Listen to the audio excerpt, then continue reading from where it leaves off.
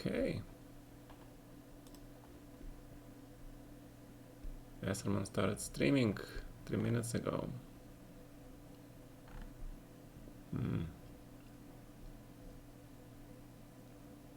Mark is streaming.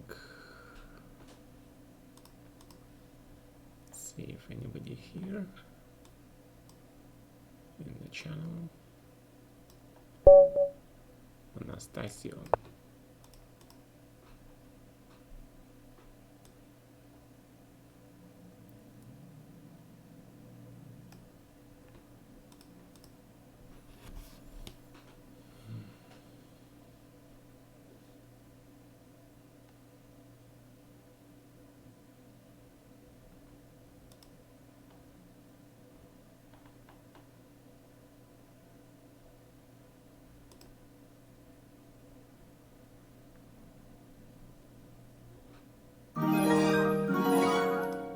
Wow. Alexandra's subscribed with Twitch Prime. Thank you. Hi Fusion Random. Hi guys, what's up? Finally decided to do some streaming. 2000s. Just a little bit of streaming. Hello, hi Darth Vader. I actually see that they have a tournament coming up, but I wanted to get my rating to 2800 today. Let's see if I can do that. Hi chat, hi everybody. They have a tournament, a clutch chess later, but I'm not probably gonna cover it. Just too many tournaments. Alright, so there is this bishop b5. Hi Kermorn. Bishop d3 then. And we're still playing 95. In this case h4 even. Going for that tank. Let's see if it works. Okay, hi Paul. Hi Double. What's up guys? So 94. Probably just hit this knight for now. Force Black to make some decisions about his knight on e4. Yo, I got your autograph the US Championship a couple of years ago. Bell Air Music, great, thank you. Big Slick, hi. Yeah, just going for that small elo raise, hopefully. If you guys really want, we can do some small commentary on the tournament, but only if you guys really want that. We can do that. So taking with the king, just, you know, for fun. Hi Kimei. So going just caveman style attack, right? Caveman style attack, f4. Grab my bishop. Okay. In this case a3, and then I'm gonna grab this pawn because we like extra pawns. Grab a4. Okay. Extra pawn is nice.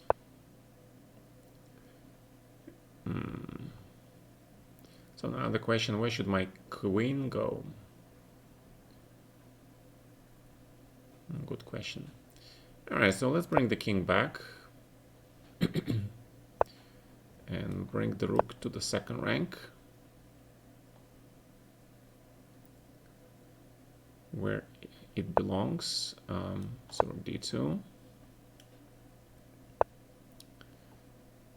Okay. Poke for some weaknesses, potential weaknesses. Queen h6 here, take. Probably should be able to play this. Threat is of course h5.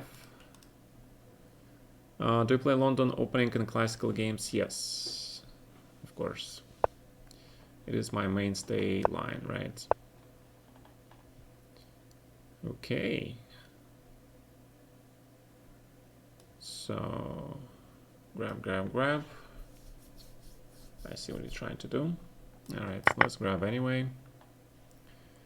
And let's focus attention. Oh, I cannot castle, huh? Funny. I forgot I cannot castle. So rook here.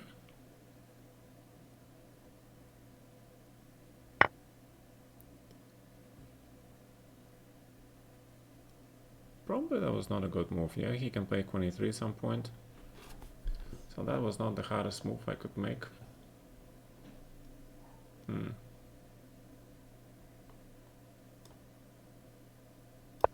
right, let's bring the king. Let's bring the king to the safety. Yeah, I completely misplayed this position. Was better, now I am not better at all. Will you accept challenges? Probably not today, because I'm trying to raise my local elo. Sorry about that. Sorry about that. Nice. Then I have to play this move, yeah. Rook c1. We don't want to give you this pawn. Ah, I see. Okay. Alright, so I have to make a draw here because I cannot make progress. Definitely cannot make progress, but let's see. Let us see.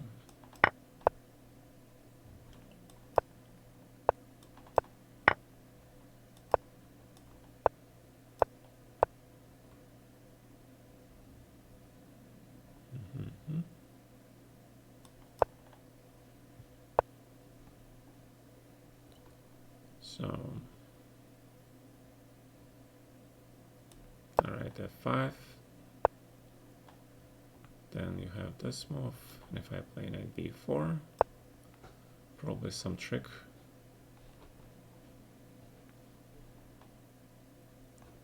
So I'm hunting for his bishop. What do you think about this Scottish opening? It's pretty good. Where are you living right now? St. Petersburg? Flag him? No, we're not gonna flag anybody. We're not gonna flag anybody here, guys. This is not a flagging channel. Okay.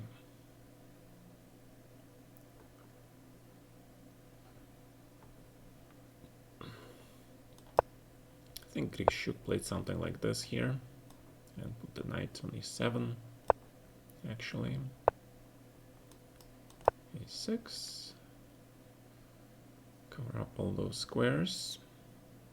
Actually, knight on f7 probably should have been better. But okay, we're getting superior conversion because he's got no light squared bishop. Oh, the joke. Alright, you should have a look at the Jerome Gambit and the Chess Bros YouTube channel. Why? Is it really good? Is it so damn good? Okay. Alright, queen c5. Activate the queen.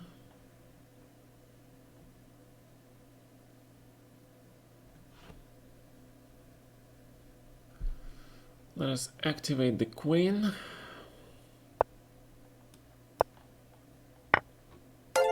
Grab the pawn, which we'll have to do. That was the whole reason behind queen d5, right? So I can grab this pawn, and we are looking good, guys. We're looking ready for anything, basically. Should I take this thing? I don't know. Take. Looks kind of dangerous. Yeah. So maybe bishop c5 instead. Let's play that. Let us play that. Queen. Okay. There is no threat, so let's play rook b8. Bishop b7 is coming. This guy is actually not so bad. But Fortunately, I can see some tactics. He finds king g7, he should resign. Why does Magnus never castle in his games? I have no idea. So let's grab this, play bishop b7.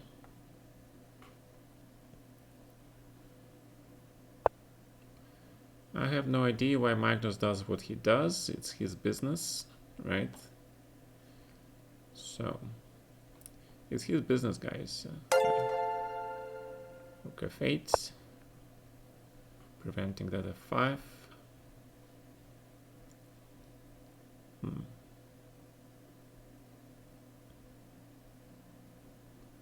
So let's see. Let's see what this guy will come up with. He's pretty resourceful. So let's attack this. f5, queen c6, that's the plan. That was the plan.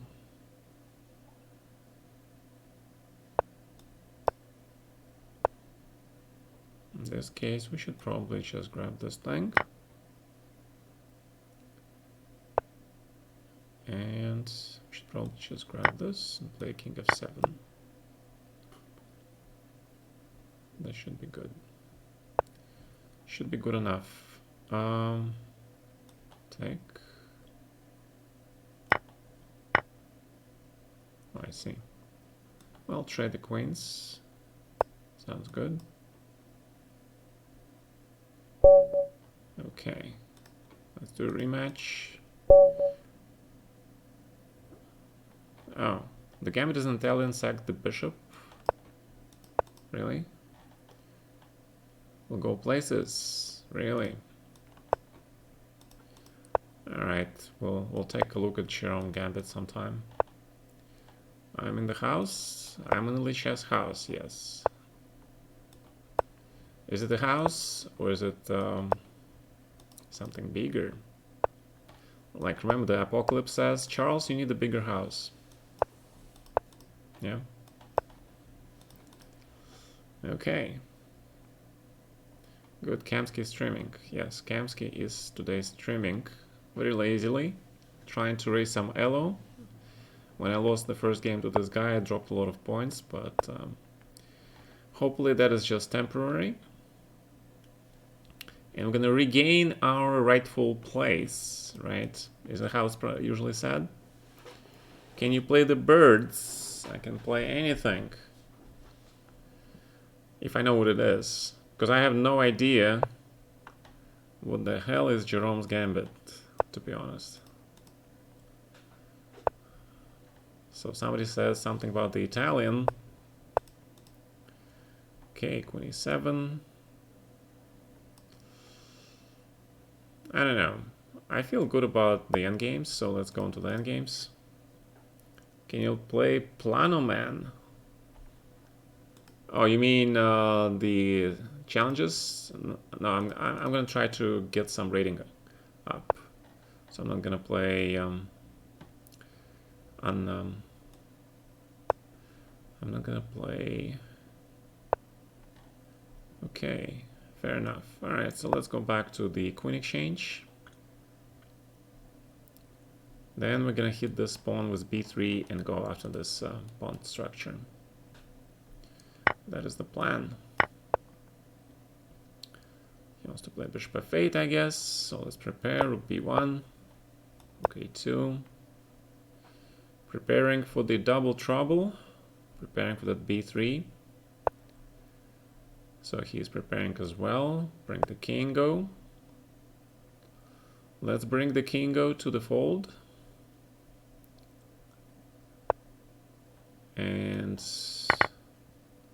the structure is always welcome, I guess. Knight e2, e5. Is that what you want to do? It's interesting. That actually might work, yeah? That actually might work. I don't know, we'll see. We'll see if this works or not. Because I think it should not work that well. So b3 is promised. Trade. If you play e5, I can actually take it now, yeah? Can actually take it, or I can just move my bishop away. Alright, let's see what you want to do after I take. And play rook b6. Then rook b8, yeah? For example. Bring the knight into the game. The knight goes to d4, obviously.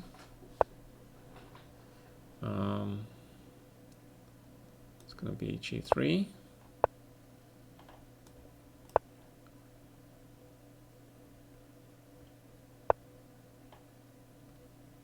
Okay. Do I want to trade this? Fine, let's trade this. Knight c6. Small tactics. It's knight e5, knight a5, right? So let's see. Let us see how black comes up if I play rook d2 now.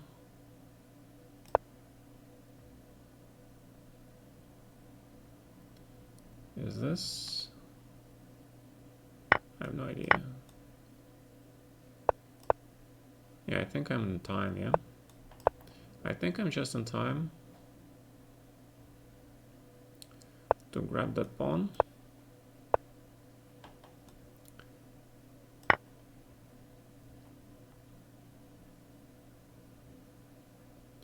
Should be just in time. Alright, knight c6.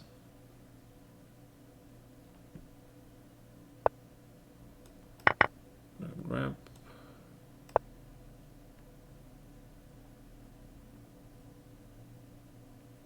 Yeah, I should be winning. Alright. Should be winning. Can you play the trump? Alright, let's play Alekhine. Let's play Alekhine. Oh, would you play this? Okay. I'm still gonna play Alekhine. I'm gonna play this version of the Alekhine. Because I don't know about this knight on c3. I mean, it should be white bishop on c4 in the structure, right? Knight on c3, I don't know. Not sure, so no comment. They say that the only man Kasparov feared was Ivanchuk. Would you say? I have no idea who Kasparov feared, and I am not sure if I can trust Gary's words, because he always says one thing, then he changes his mind, and he says another thing, so it's complicated. Gary is a complicated person. Knight c6 is probably not great, but why the hell not? Alright, so let's just trade this stuff, play for bishop f5. In the previous century, you make me feel like this bisexual man. You remember that movie? It was one of my favorite movies. Yeah, Bisexual Man or something like that. And the actor was also very good, of course. Too bad he passed away. Good Will Hunting and all that stuff, you know, great movies by that dude. Great movies. Yep, exactly. Alright, so we figured out that we really want to go into the endgame with this gentleman. So let's play the endgame then. And then we probably will insist on the endgame. So, but if he gives me a mate, then it's fine. Alright, thanks, man. So I'm gonna play a new opponent. So I got my elo back a little bit. Fast chance, alright. And Mr. I Am. Hi, Radagast, thank you. Pleasant voice, relaxed atmosphere, or you played the World Championship. You don't play Queen's Gambit declined? No. Alright, new opponents. He really didn't want to play me, I guess. So, do you guys want me to go over the 5 years game here? There is the Fabi versus Wesley. Robin Williams, right? Good job. So there is a Fabi versus Wesley. We can do a little bit commentating on that. All right, fine. Okay, so how do I stop this? All right, let's do this. Clutch chess. Woo, we just completely ruined it. And let's go to broadcasts, right? Clutch chess day 3. And they haven't even started yet, right? They haven't even started yet. They haven't even started yet. Okay. Yes, it's so fab, this game. Thank you for following. Thank you for following, guys. It's in 4 minutes. All right, let's see if I can kill somebody in 4 minutes here. Let's go to lichess again. And let's press this. And where is everybody? Where is everybody? My God, they don't want to play. There is a streamer battle, but unfortunately, there are only 10 teams, I think, or 12 teams. Got the impression Kasparov was indeed afraid of Ivanchuk. Well, that was 94. If you guys looked at the game in Linares, where I was actually present, I saw the game myself.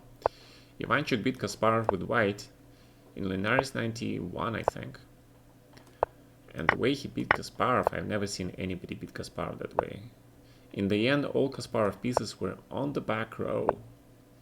He was being reduced to being a first category player or something. So that was pretty amazing sight to me. I'll be honest. I've never seen Kasparov being beat so badly. Never, ever seen anything like that. So that tells you that was Ivanchuk, yeah. All right. I forgot, what is this line, by the way? It should be okay for black, yeah. Magnus plays differently this whole thing, but I don't know. Can I grab this? Just play maybe bishop e7 and go grab more. Who knows? Oh shit, I forgot about that. Oh my god, it's instant resign, yeah? Crap. Yeah, I felt that there was a trick. I should have played knight g6. Yeah, it's instant resignation. Yeah. Alright, so let me take this guy a little bit more seriously. Alright, let's take this guy a little bit more seriously. He is an I am after all. Okay, let's go into the Sicilian then. I've been playing Sicilian myself. G4. Kind of grew up on those games, so... Okay, rook G1. Oh, really? You go into this line? Fine. There's queen b6 or something like that, I guess.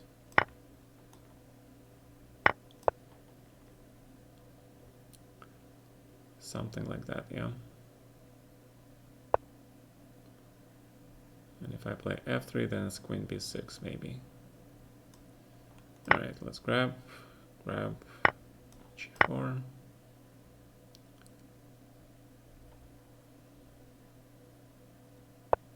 Yeah, good thing this guy plays a lot of old lines, which I haven't seen in years.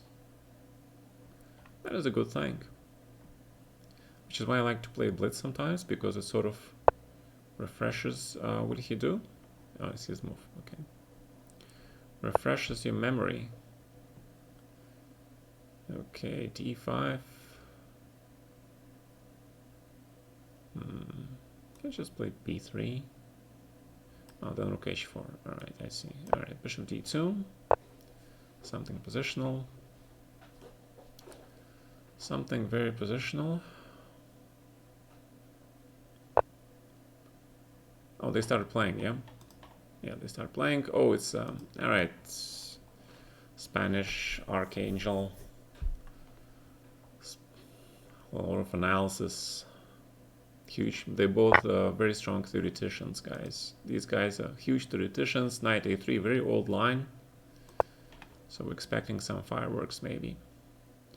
Maybe some fireworks.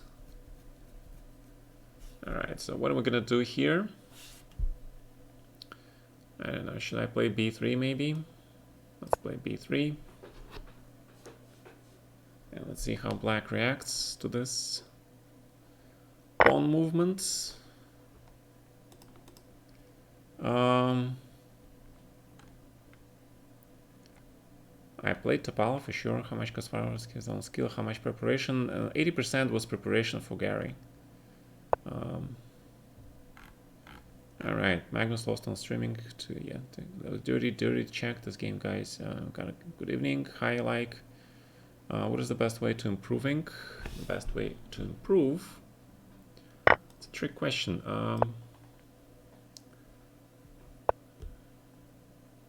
Okay, Queen d4, trying to prevent mate, I guess. Yeah. So if I play King b1, let's see.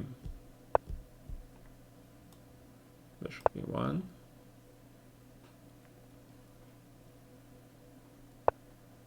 Knight a4. And I want to play bishop c3, of course. Oh, grab. Knight b6. Starting to look pretty good for me. K1. Oh, grab the pawn, of course. Yeah, so we killed this guy just like he killed us in the previous game, yeah? Just like he did in the previous game. Alright, so let's do the tournament. Let's do the tournaments. This is all theory, guys. This is... I played this even back in 2011 or 2010 in the US Championship. That was a prep. Actually 2009 maybe even. Yeah, f4, knight f4, queen g4.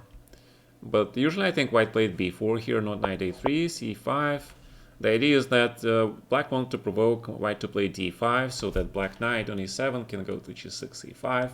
Or white will be forced to, open this bishop on b6. So black is slightly worse, but can we see the Jerome Gambit, please? Not yet. I saw you obliterated someone who tried the line against you in London. Why do some players get invited to tournaments and others don't?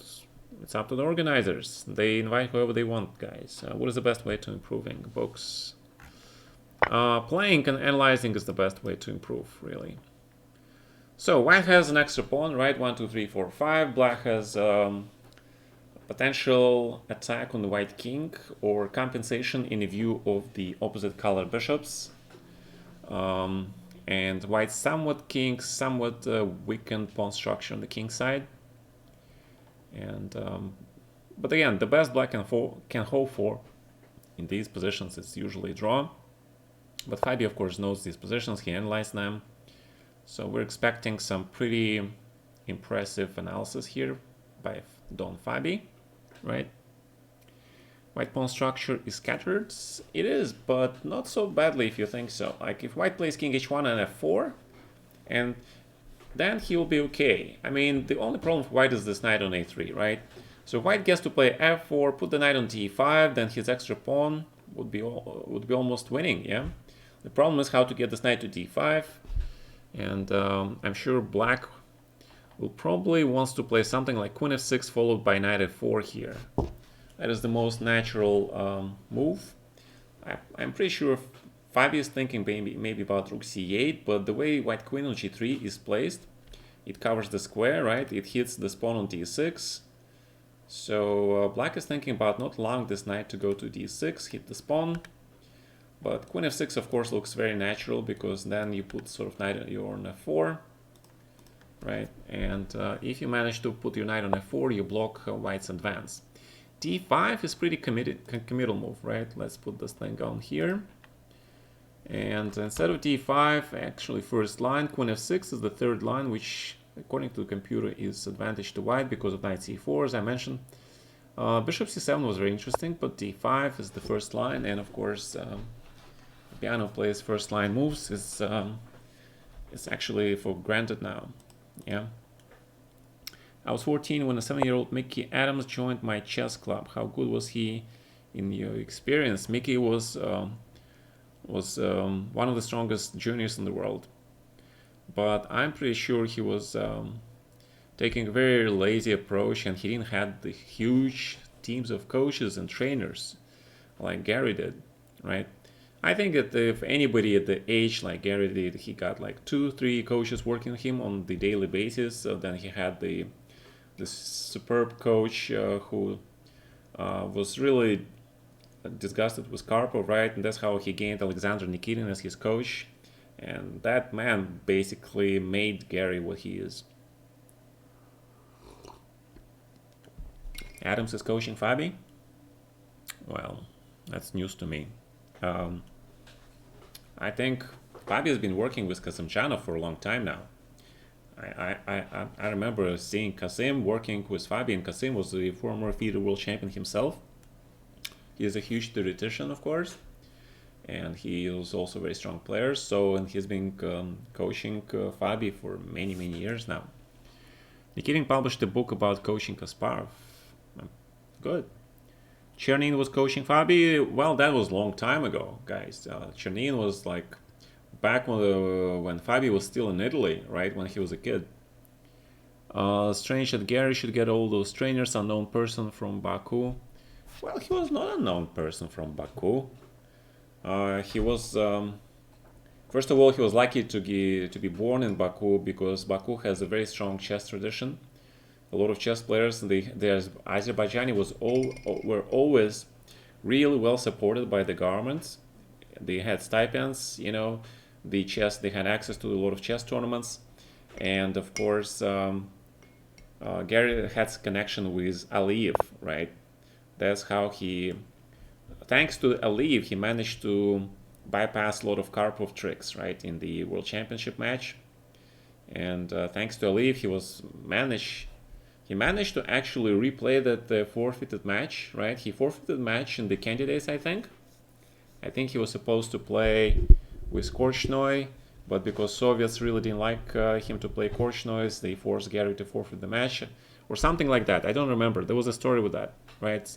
Those of you who know better, they probably know better. But definitely, Aliyev was Gary's lifeline.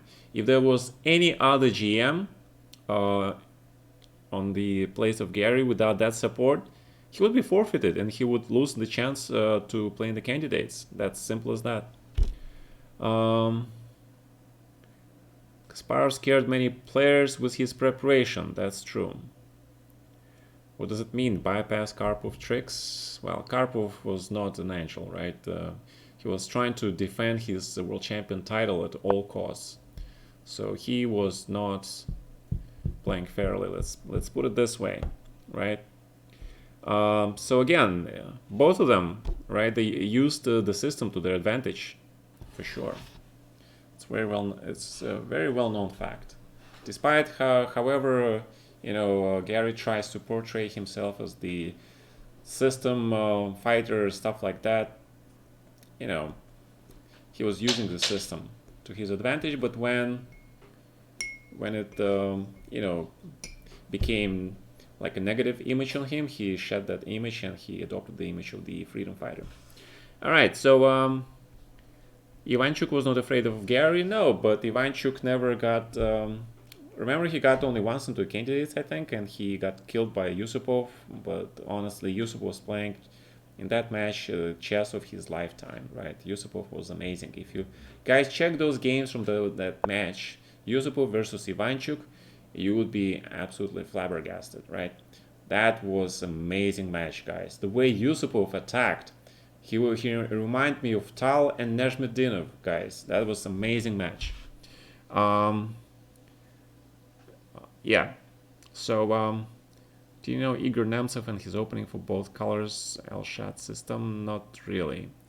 Yusupov, well, I suggest you to actually look at the games in the match just to realize how huge Yusupov was a talent. He was also Yusupov was also one of the Mark Dvoretsky school students, all right, and yeah, he was a huge talent. I'm not sure where it was, but that's when Ivanchuk lost his match, and he got really upset about that loss. And I think he never actually managed to qualify for the candidates again.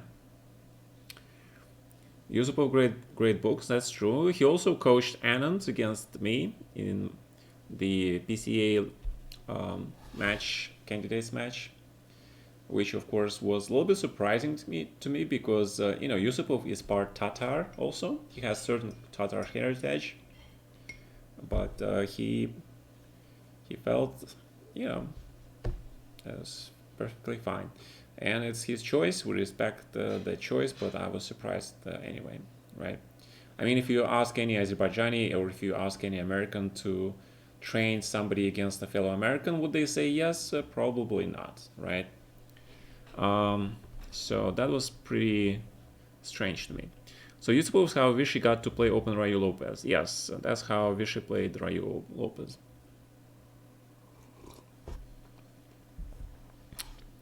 Yeah, that is true. Yeah. Okay. So what is going on here? I think White has a certain advantage, right? He managed to get all his pawns. I'm not sure about this rook a8 move. See, the computer really likes king h8 to make sure there are no tricks with the bishop h7, followed by taking this rook, and also getting the king away from all the potential pin here. I really don't like rook fa8, but it makes sense protecting the rook though.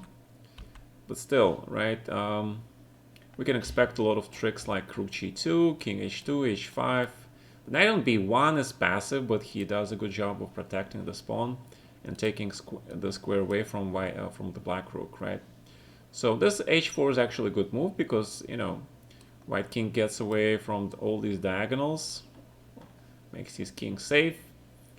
They play with a limited time. This is, it would be a lot more interesting if they actually played with the normal classical time control these tournaments. The games would be a lot better, the quality would be a lot better, and there would be less surprising results like with the game-changing blunder or ding disconnection, right?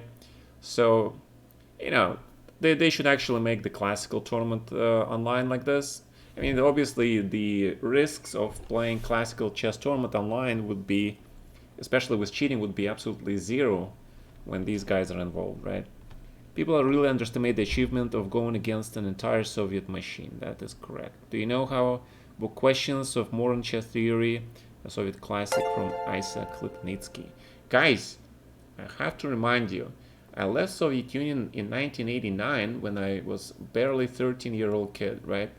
I mean, I did have some chess practice chess tournaments, but I never had those strong coaches coaching me in Russia, right? So my entire education came actually from playing in the United States, and once I moved to the United States, my education came from playing in the tournaments, and then um, yeah. So then I had this great result in Tilburg. I was playing non-stop for the first 2-3 years. And then after I got my rating by playing the open tournaments to 2650, I got invited to the closed tournaments. And once I won Tilburg, that's, as a talented junior, I started getting invitations. I was getting killed in a lot of tournaments like Reggio Emilia 91, Linares 91, I got killed. But then at the same time, 1990, I played Gary. I got a lot of experience, and by playing those guys, finally, I think in 93, I was ready to actually start studying chess seriously. And that's when, after I qualified from the intro zone to the candidates, that's a critical phase in my career. And my dad hired those two guys, Chinchihashvili and Shaba, to live in our house and train with me um, every day. And that happened for a year until we, until Dad and Shaba and Jinji basically, huge fights and huge disagreements, and he fired them both But that year, staying with Jinshin Shabba, you know, getting open to their creative mindsets, getting open their ideas, their views on chess, that was incredibly helpful. Of course, also during the tournaments where I played, we were lucky. I met with Yasser in Amsterdam sometime, and he we actually spent a session on training chess and studying together something, so that was pretty helpful. Also, a session during the tournament in Russia I had with Boris Spassky. That was also very helpful. And again, when you get when you get to see and to actually talk chess with the people who were the greatest, right? Then you really learn a lot.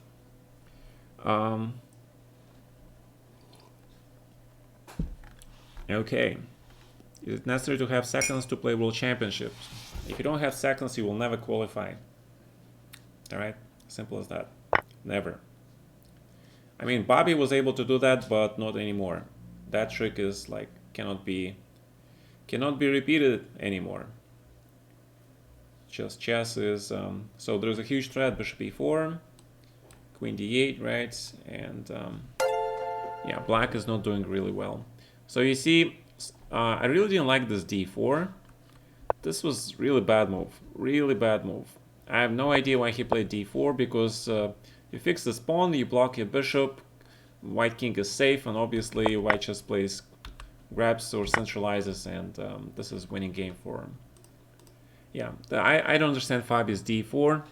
But then again, Fabi, remember guys, he's actually very good, and he's playing a lot of online tournaments. He's playing a lot of Blitz and Rapids because he's getting that practice, right? Remember how in classical chess, Fabi's strength is fabulous, right? But those who are in the top know that Fabi is not that strong in Rapids and Blitz. So now that Fabi is getting that experience, hopefully he is not going to get killed by Magnus again in the tiebreaks, because in the last World Championship tiebreaks, he lost 3-0. And that's why he didn't become world champion. So hopefully now he will be stronger. Alright. What do you think about Ulf Andersson as a player? His approach to chess. I have huge respect for Ulf Andersson and his positional understanding. How did Kramnik manage to beat Kasparov without ever losing a game? Well, that match is a complete mystery to a lot of people, right? I mean, for example, one of the most interesting questions is why Gary agreed to short draws when he was behind 2 points in the match, right? In the last 2 or 3 games or something. And also the mystery why the match happened in the first place, because Kramnik never qualified for the match, right? Instead, it was Shirov who qualified for the match, but Gary handpicked Kramnik to play the match. So a lot of questions, but okay.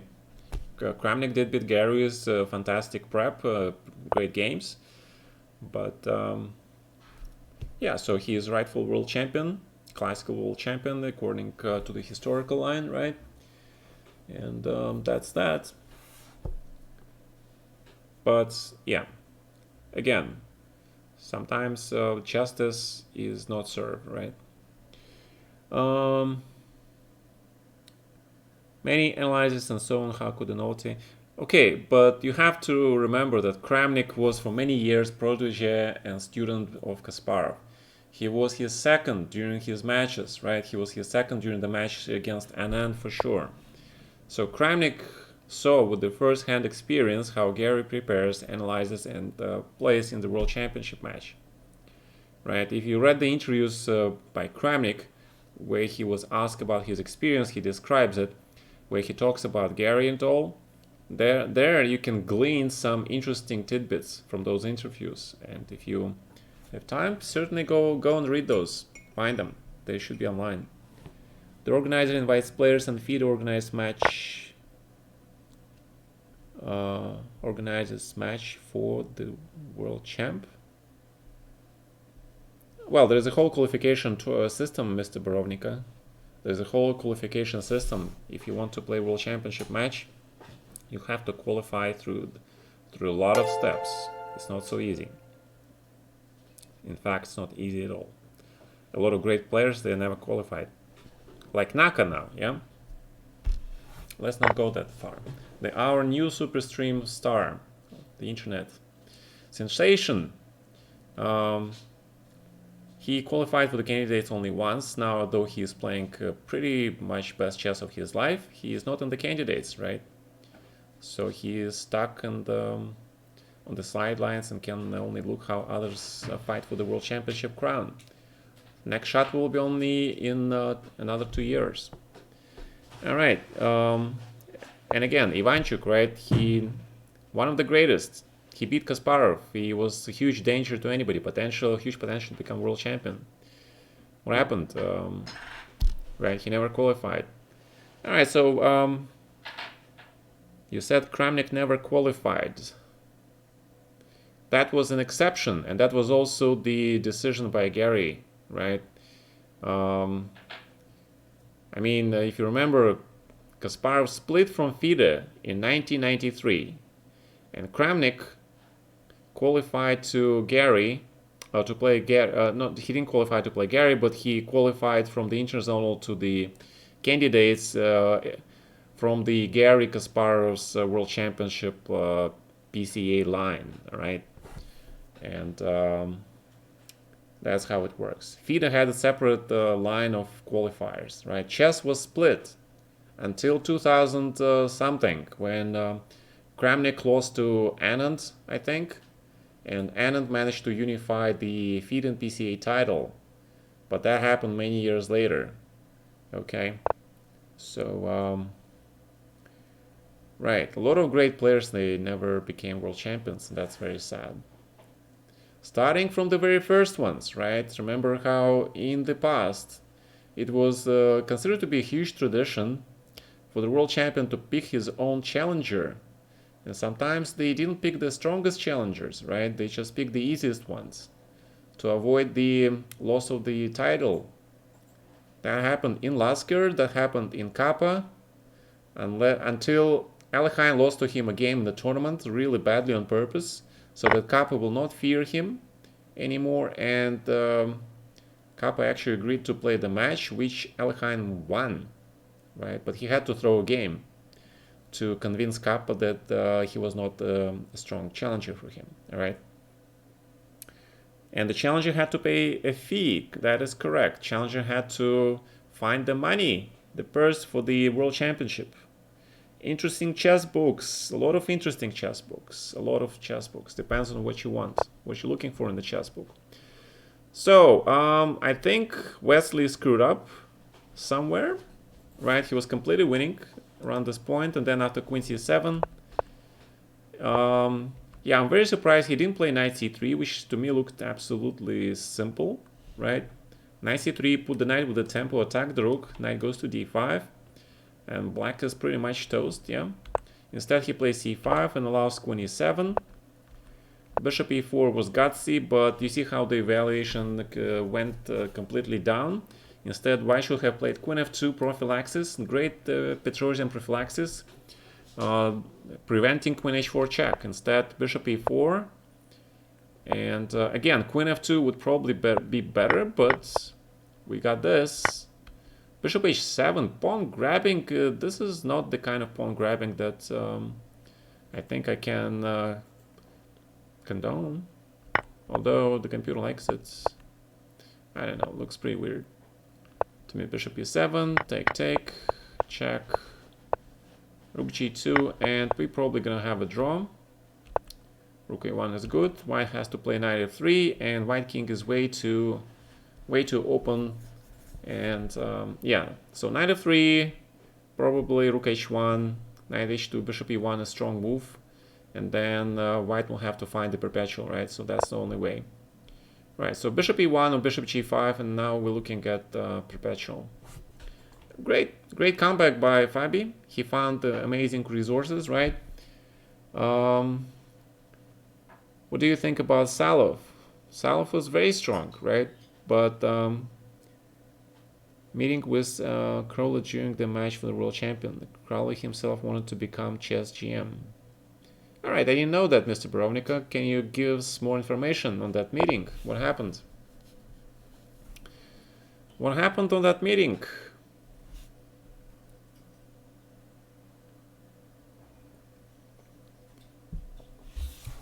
So black plays rook e1. Knight g4 seems to be the only move, yeah? Wow. Alright, so I think they drew, yeah? I mean, Fabi cannot win this. He might try, but I don't think he can win this. Alright, so it's gonna be a threefold repetition. It's gonna be a draw. That's a deep rabbit hole. What do you think about Richard Reti? The one, the only creator of knight f3, g3, b3. Unorthodox chess, right?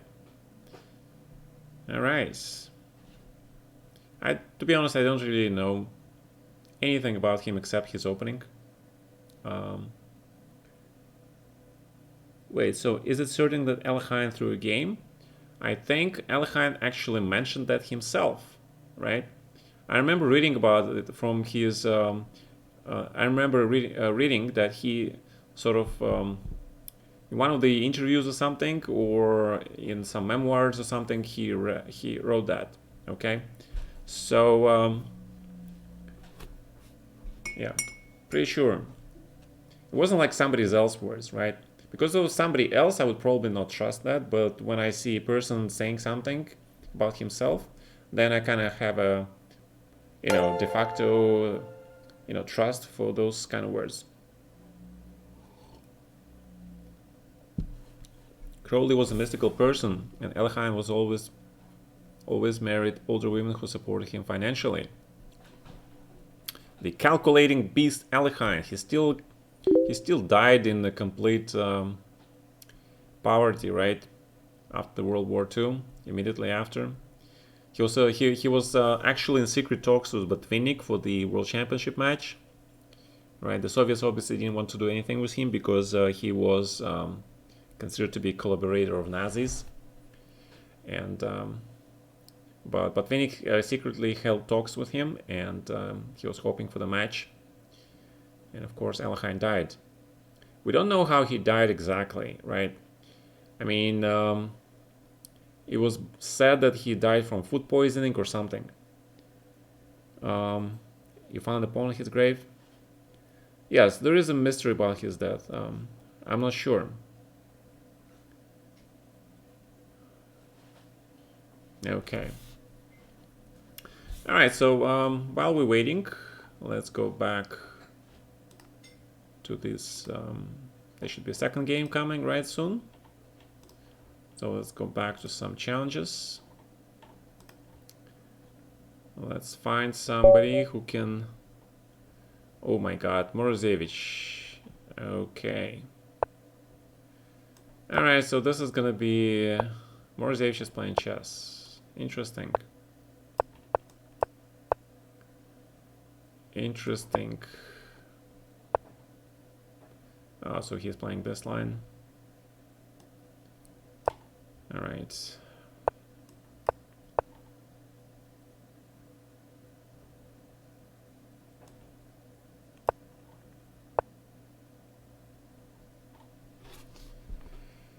Okay, how do I play here? I don't remember.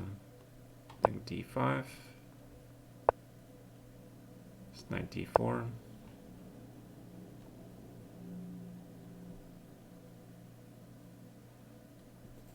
Yeah, I think there was this line. Black should be okay. Something like this.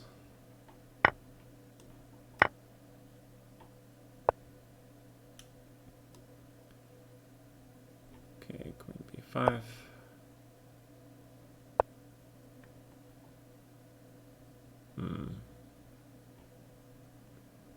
Oh wait, my queen is under attack, right? So check. So let's see, is f5 a huge threat? Queen h4 and f5. Yeah, Maros is a huge attacker, of course, right? He's a huge attacker. Huge.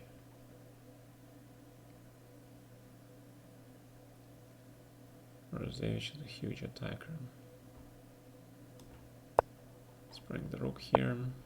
h5.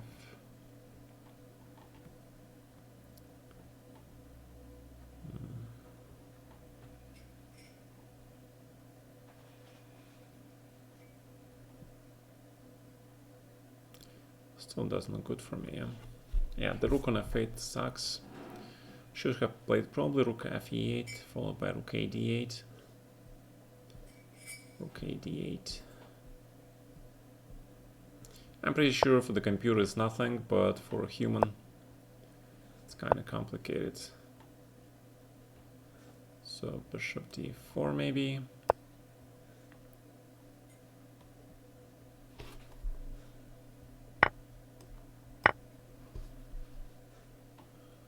Trying to bring my queen over here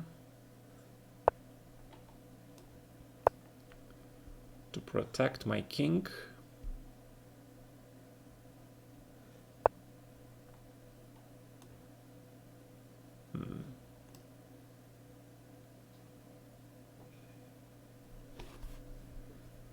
Okay, let's see. Let's play king h7, h3. Okay. Can I play f5 maybe? 5 looks interesting, yeah. Alright, so these guys have started. These guys have started.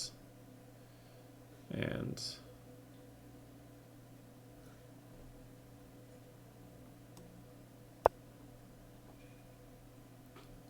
these guys have started.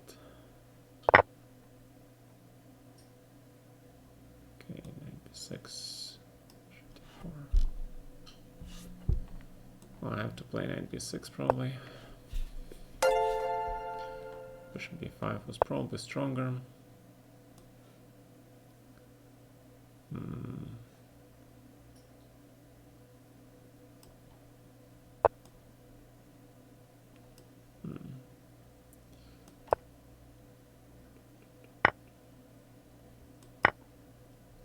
Yeah. Alright, so positionally I'm busted. Positionally I am busted. Gotta admit that. Have to admit that.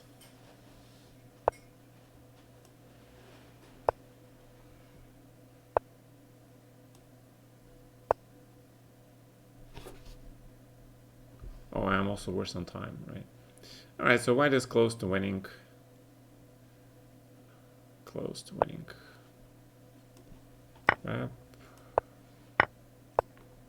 Trade.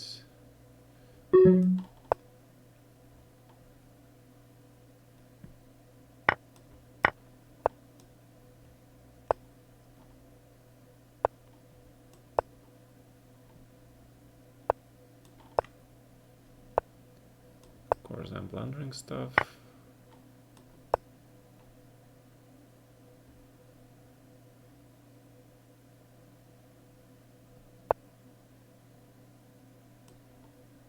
What did he do? Oh, alright. Never mind. Alright, let me play this guy a little bit more. Sorry, I haven't played Morose in a long time. Okay.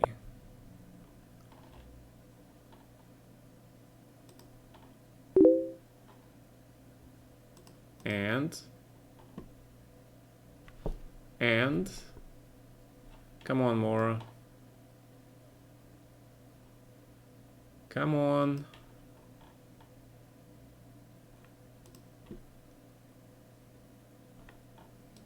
What is going on? Wow. Well, if you know, it was his nickname from ICC, all right? So that's ICC nickname.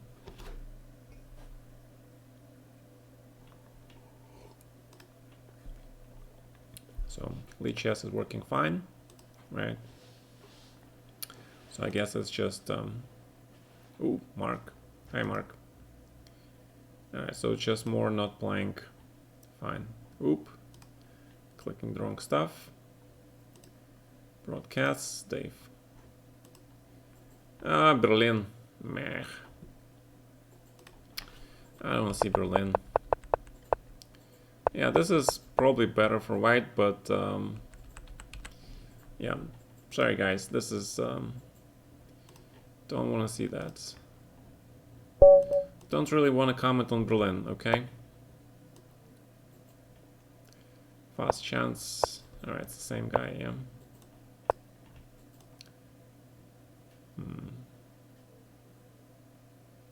But Moro sidestepping my challenge. Come on, man. That was not expected.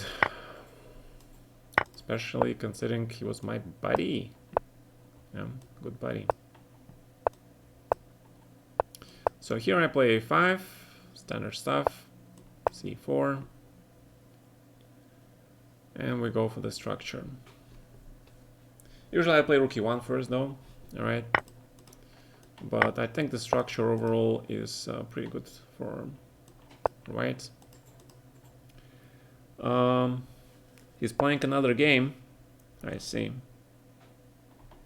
Swinging from the chandeliers. Why such? Alright, let's play knight d2. Swinging from chandeliers.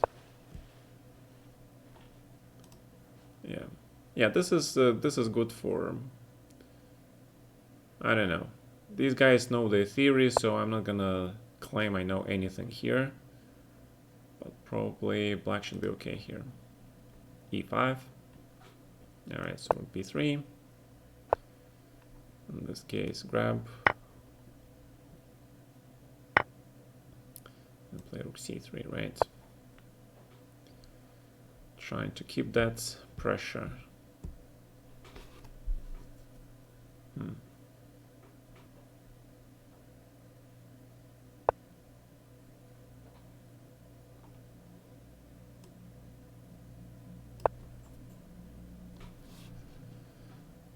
Get one of the bishops. I didn't like bishop c5. I think he should have played bishop b4 maybe. Yeah, black was doing okay until this moment, I think. Until this moment, so rook c4. Because we get a nice pair of bishops now. Potentially strong attack. Knight e4 is coming. Bishop d4 looks okay. Bishop e4, knight f6, I guess. So let's attack this bishop one more time. Since you give us this tempo, we'll take it. Because bishop b2, then queen c2. Anyway, let's play queen c2 anyway. Actually, bishop e4, we can grab the pawn now, yeah. Alright, let's grab the pawn.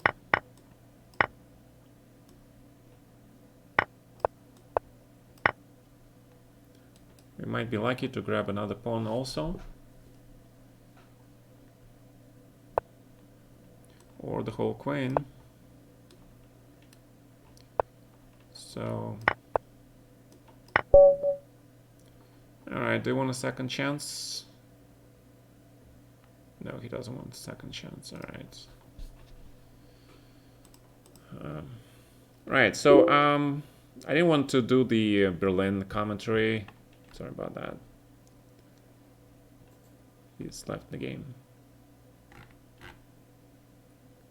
Yes, Bahadur Chapaw is a good player. Yeah, I probably more didn't want to play my London system. Yeah, because he knows I'm pretty solid there. He gets a lot of whites against me in the recent tournaments. Alright. Knight c3. Queen b3.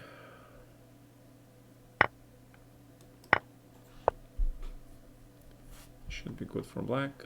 Good for white. Pair of bishops. Good developments. a4.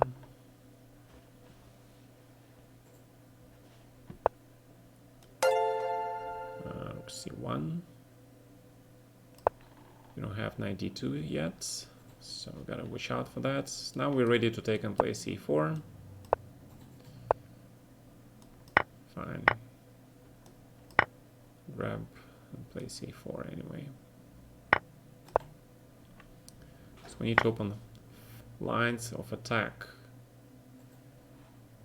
Okay, now the, of course, the serious question. Oh, queen g5 check, right? Okay, so I have no choice. I have to play this. Knight d2. Okay. And what am I going to do now? Probably play queen d1. Grab. Grab. Check and bishop d7. Pretty much forced. That's the reason for queen d1, right? So you have queen g4 check. Kind of important. And black is lost.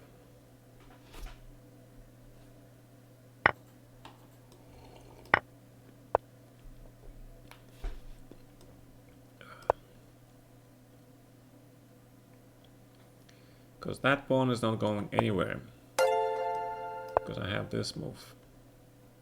Rook c4, bishop d5 check, right? It was important to stop it before c2, otherwise you have rook c3. So I have this move. Now just grab this pawn. How do you see the situation of COVID-19 in the USA? I don't know, because I am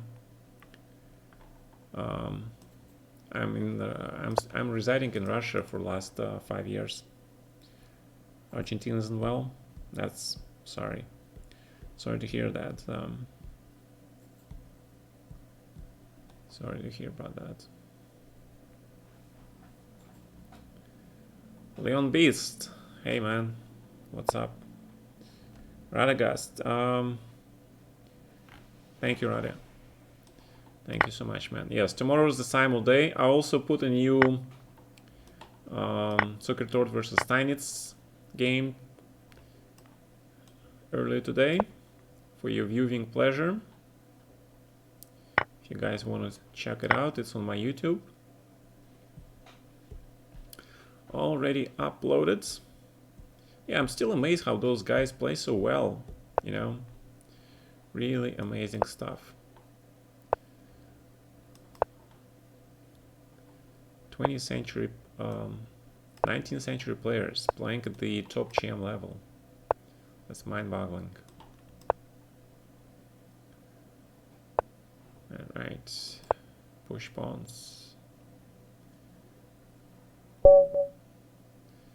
Okay, so let's briefly go to the broadcast and see what is going on in that Berlin. Oh my god, look at this mess. So what happened? Rook e1. This, by the way, this maneuver 97 is being practiced by Dominguez. And Dominguez played this line a lot with black. I think white has absolutely nothing here. I'm not sure about this h5. I think Dominguez kind of pushed both pawns, a pawn and h pawn.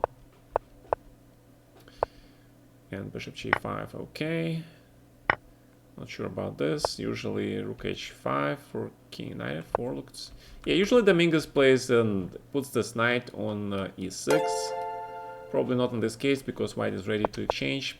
Yeah, I think that black should have probably played rook d8 and use his chance to trade one pair of rooks, because then it's much easier to play for black. Instead he took rook h5, g4, strange move to be honest. e6 looks pretty good. And it's scary though, yeah, it is scary.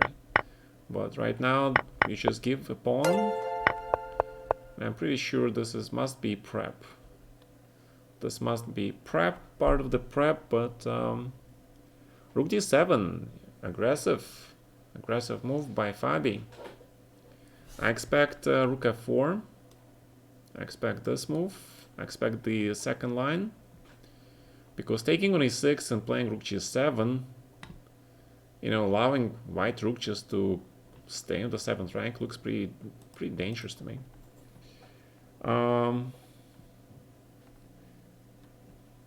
Yes, Tennis versus Zuckertort game 16. Just uploaded today. No, it's not real Amovel. It's not real Leon Beast. He's probably his big fan. Yes, YouTube channel is linked below. What happened in the first game? Hi, Gordelification. So we see passive move being played, and now white is in the driving seat because there is no challenge to this e6 pawn. And of course, this rook is gonna go and enjoy itself. Yeah. And the question is, can white find this rook h1, 96, 95 line, because there is no rook f4 checked. You take on f4, knight f4, rook h8 check, and king doesn't have the square because of knight on e5. So this is winning for white. 95 also wins immediately, right? So Wesley collapsed here. He had to find the accurate defensive move after rook d7, and either rook f4 with idea of knight h4 or f e6 did the trick, but Wesley missteps, and white finds rook h1, and I would say it's game over. Yeah, 96, 95, the threat is rook h8, and the only other alternative that I see is to play rook knight g6 back, but then just grab the pawn, right, and just completely winning. I'm friend of Damian Lemos. Do you know? I heard that name sounds very familiar. That name indeed sounds familiar. Rings a bell. German 2826. Alright, so let's play something like this. Let's play Pierce. Let us play some Pierce. H6. G5. Grab, knight c6. I think, what did I play here actually? I think I analyzed b4, bishop b7, bishop b7 I think. I think my prep is bishop b7, and then b4, and grab this and play knight f6 I think. Don't remember my whole prep, it's just part of it, okay? Don't remember my whole prep. And then knight d7. You need to grab this pawn for sure. Yeah, this is like a huge prep. Don't remember offhand, because usually before the game you have time to refresh your memory, to prepare. Here you don't. So let's see what's going on here. But I think black was okay in this line. He was slightly worse, but he is should be okay. Grandmaster Argentinian Hippopotamus. No, this is not Hippopotamus. This is actually a very viable line, guys. This is not Hippo. This is the respectable Pierce, alright? Let's call it respectable Pierce. Very respectable line. Thank you for following. Alright, so I wanted to... Oh, but he has queen c6 check, which I missed completely. Alright, so in this case you can probably do queen f5, I guess. Do something like this. Then grab this thing. And grab this and grab this on d5.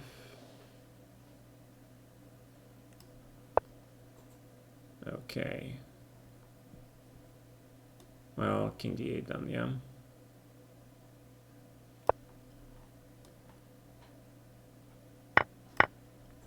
Because there's queen a2 coming.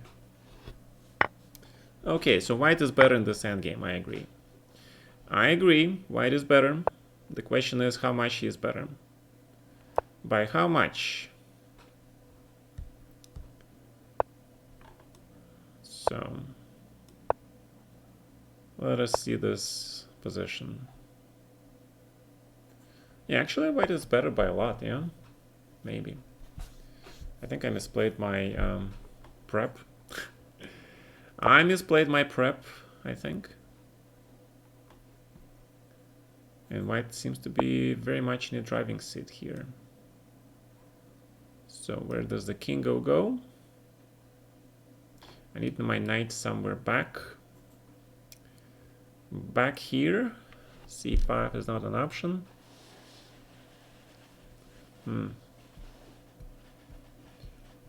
Yeah, I think I misplayed this line.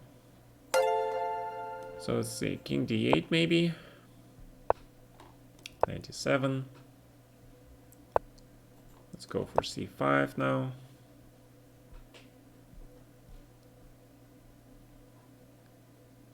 And let's hope for the best. That's the only thing we can do right now. In this case, grab with the knight, king d7.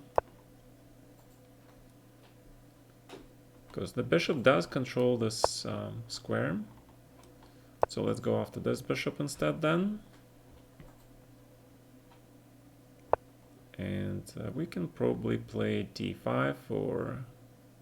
Oh, d5 rook d1, right? So what does he want to do? I don't know, rook b8 looks good. Alright, fine. Rook c8. Preventing b4 for now. In fact, I can play rook g8 and bishop g5, right? And fix this pawn there. So,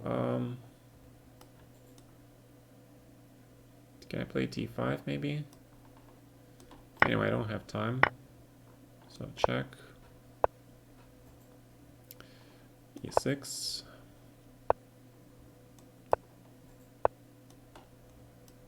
King c6. d5. Grab. Grab.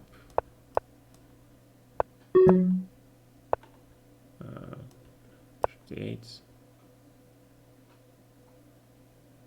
Oh, I'm gonna get mated, I think. Yeah, this is, black is completely okay, but I misplayed it.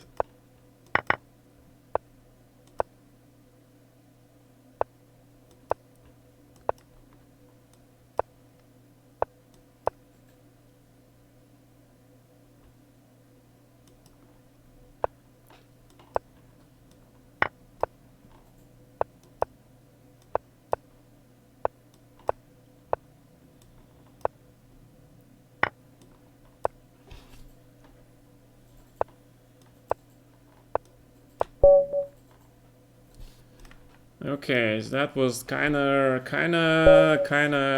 so-so, right? Kinda so-so game. Alright, let's see how he handles my true weapon. The one and only. Who is this German, by the way, guy? You guys know? Who is this gentleman? Anybody have any idea?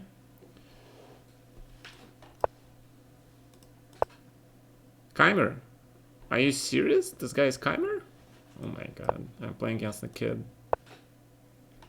Keimer kid. Fine. I'm playing against kids. So let's see what Leka taught him. How to play against my system, yeah. Ooh. Giving me the center. I like that. Giving me the C file. The targets. And this nice, gorgeous looking center. Yeah. Alright. Oh, you're not sure. Play the best move in the position, always. That sounds like a good advice. But can you find it? Can you find the best move? Can anybody? Good. Now that... Oh, he wants to put the knight on a6, I see. That is his big plan. Now I see it. Alright. Okay, that is his big plan. Fine, let's go e5 then. Let's go check what is he gonna do with this structure. Because my knight is going to d6, whether you want it or not. Whether you want it or not, the war is upon you, right?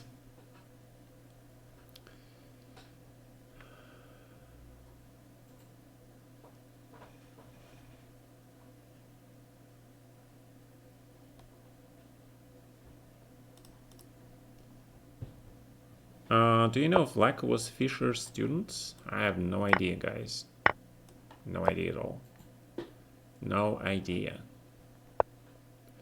I am the least likely person to ask this question. Who would know?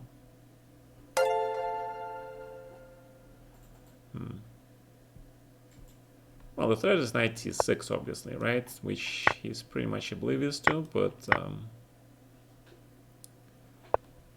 and then we go back to b3. We're ready for e6, maybe, yeah? And let's do it. Let us do it.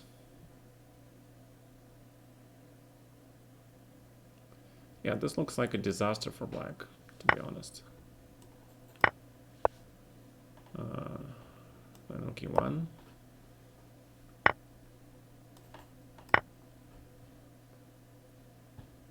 Queen g8, maybe.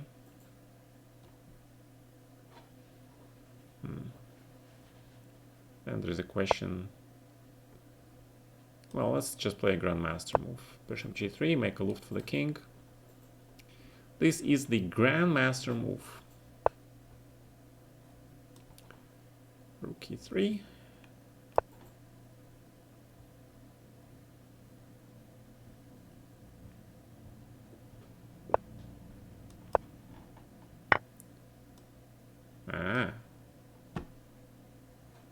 Some tricks. Take. Knight f7 is coming. Alright, let's rematch him again. So, have they started playing yet? Alright, let's... Then he played bishop c5. I played the system as white, and then Shirov just did this against me, and I didn't like it. I did not like it at all.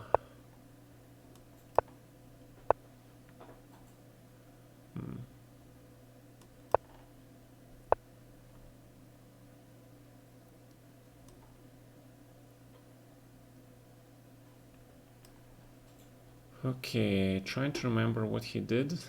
I think it was g5.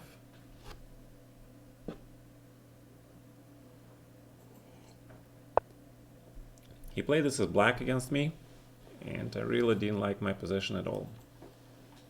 So let's play g4. And can probably even grab this thing here, knight, because I don't like knights like that in my position. Knight d4.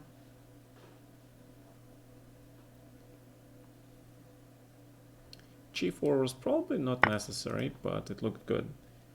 They were depressed because he thought they were stupid and refused to. Well, yeah, that's Bobby. Yeah, I know about the Polgars. Return of the King. I don't know. I don't know about that, but right. So what am I gonna do about this position? Probably gonna play Queen f6 here, yeah.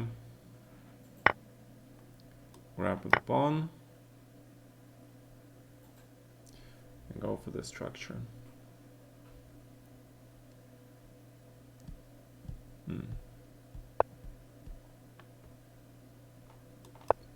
I would say Leka would probably play a5 here, prevent that a5 move, put the pawn on the dark square. And he wants to play rook e1, attack my pawn here, most likely. What I gotta do here? I don't know. I don't know. I can still play bishop d7, I guess. Oh, I forgot about bishop f4. Oh, but you could have played bishop f4, man, and attack my pawn. That would have been good news for you. Castles. Maybe white is better, yeah, slightly better. Yeah, that pawn on g4 is now hunting me because it's on the light square. Doesn't look very good at all. I have a lot of weak pawns. I need time to do this. If I do that, I will be okay, but obviously I don't have time for that. Obviously, I don't have time for that, so queen d6. Trying to win a tempo for f5, rook e8, block the pawn. Trying to do a lot of things. Rook e1, rook e8. Bishop to h5, I guess that's what you want to do. Put this bishop on h5. Alright, so you put the bishop on h5. Alright, I put rook on e7, then I play f5. I don't see how white is better anymore. G4 maybe, yeah. Alright, G4 you have to play. So you're gonna play G5. And what is this position? I gotta play f5 obviously. And trade these rooks. His rook is way more active than mine. And I have rook g7, of course, which is good stuff. Probably don't want to play e4. Oh, long time. Right, let's attack. Counter-attack stuff, right? G7. Yeah, but this is definitely good for black. Because his pawns are on the white squares. Means that they're vulnerable.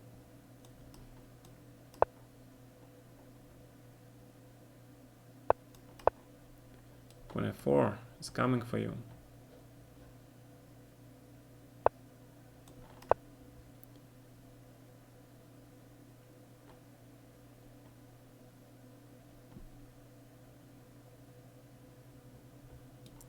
The king march.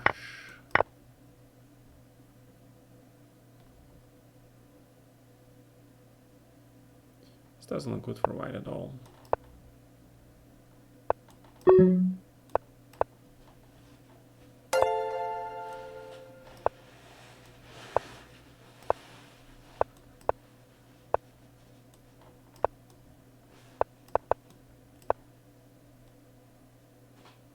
It's gonna be a Zugzwang.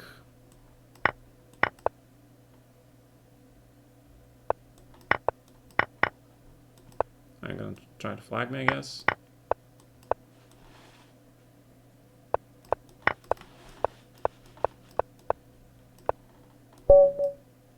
Alright.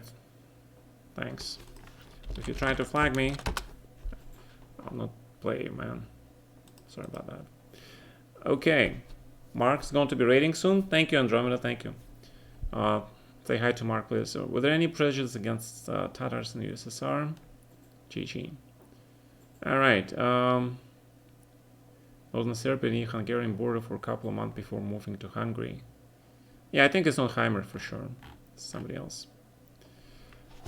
Okay, let's see if the broadcast finished. What are the broadcasts? What is going on? Wait, guys, what is this? Oh, we see Benoni. Wow. Good choice, Don Fabi. We love a good Benoni. Of course, you cannot surprise Wesley so with any opening because he's prepared in every opening. But Fabi blunders the pawn. Ooh, he blunders the pawn. And black is winning. Yeah, that was an important pawn. Central pawn is always very important. Yeah. Alright, central pawn, guys, is extremely important. Is Yul Brynner your cousin? No. Tatars had been collaborating with Germans in World War II and got sent to Siberia by Stalin? I don't think so. I don't think so, man. Maybe some, but to call entire nation of Tatars being collaborating with Nazis. In fact, there were a lot of Tatars on the front line, right?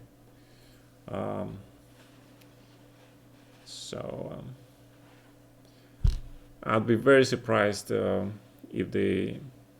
because they're inside Russia. How can they collaborate with Nazis, right? They inside Russia, like deep in Russia, guys. Sure, there were deportations, but you also have to understand that there are two different Tatars, right? There are Crimean Tatars and there are Kazan Tatars. They're different. Even their language is different. It's similar, but it's different.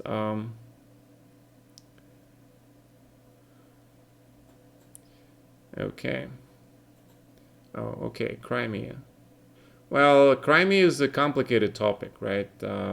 If we go back in history, back to the revolution, Lenin days, right? Even further back, like Tsarist Russia, right? Making all that, all those fortresses. And Crimea, I think a lot of wars with Turkey for the territory as well, right? And so that's why historically Crimea is like the Crimean Tatars, they're so welcome in Turkey, right? Because they're very close to Turks. And part of the Crimean, Crimea is as well as Russian, right? And when I say Russian, it means the old Russia, which included the Ukraine. But once, of course, Ukraine seceded, it has became such a, I'll call it what it is, a clusterfuck, okay? So I'm not going into this discussion, like who is there before, who this land belongs to. My understanding, the Earth was at least 6 billion years old. No land belongs to anybody, all right? The Earth was there before humans. It is most likely to be there after we're gone. So my whole concept about the land, it just doesn't belong to anybody. We are residents here, and we should respect Earth for allowing us to stay on this land. All right? Thank you very much, Fatih. Okay. Would be great to arrange some Blitz games against Naka. No, I don't want to play Naka. He is a flagger. He's lost a lot of my respect, to be honest. So I don't want to play Naka. No. All right. Besides, he has got better things to do. He has got to teach all those esport kids, right, how to mate in 1 and 2. So that's more important. All right. And playing a lot of online Blitz chess at the top level.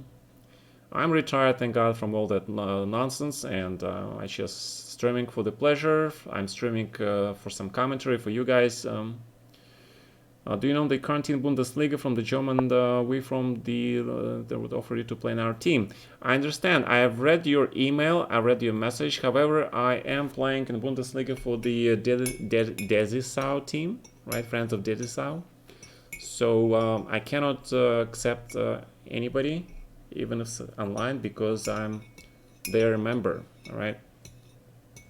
I'm pretty sure they will come around and they will make an online team. So I'll play for them.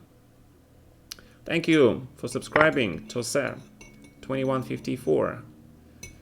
All right. So Rook D2. 5e has a pretty good chance now to survive this because it's an endgame.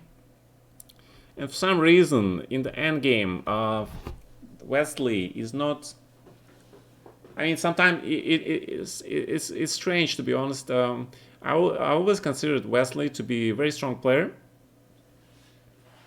But sometimes he plays like Aronian, that's what, let's call it, right? I call it Aronian. Make a lazy move, like just intuitive move without bothering to calculate stuff, right? So that's what happens to Aronian a lot. That's how he blunders. That's how he missed a lot of important wins, right? So any time some strong GM makes this lazy move, too lazy to calculate, just plays, trusts his intuition without bothering to check 1-2 moves ahead, I call it an Aronian, right? So no disrespect meant to Levon. I respect this guy hugely, but he sometimes been known to pull that stuff, all right? What about 2 donor? I have no idea what that means. Okay, I would like to see more how you're thinking about real chess and what the ideas behind super gems because I understand much more. Sure, just ask me questions. You only play Iranians? Alright, well I hope Levon doesn't get mad at me for saying this, yeah. Alright. Yeah. I mean, he is a very nice guy, of course. Very, very nice guy. So rook e6, or even knight h5. Oh my god, what is this h5 stuff? Wait a second. Knight f6, f3, okay. Yeah, okay, black managed to put the rook behind the pawn. And I do expect here rook c2, knight e2. However, he played h5. That's a good move, I like it. Because of knight h5, right? What happened? Yeah, if knight h5, then you just trade stuff, and then it's extremely difficult in the 4-rook endgame.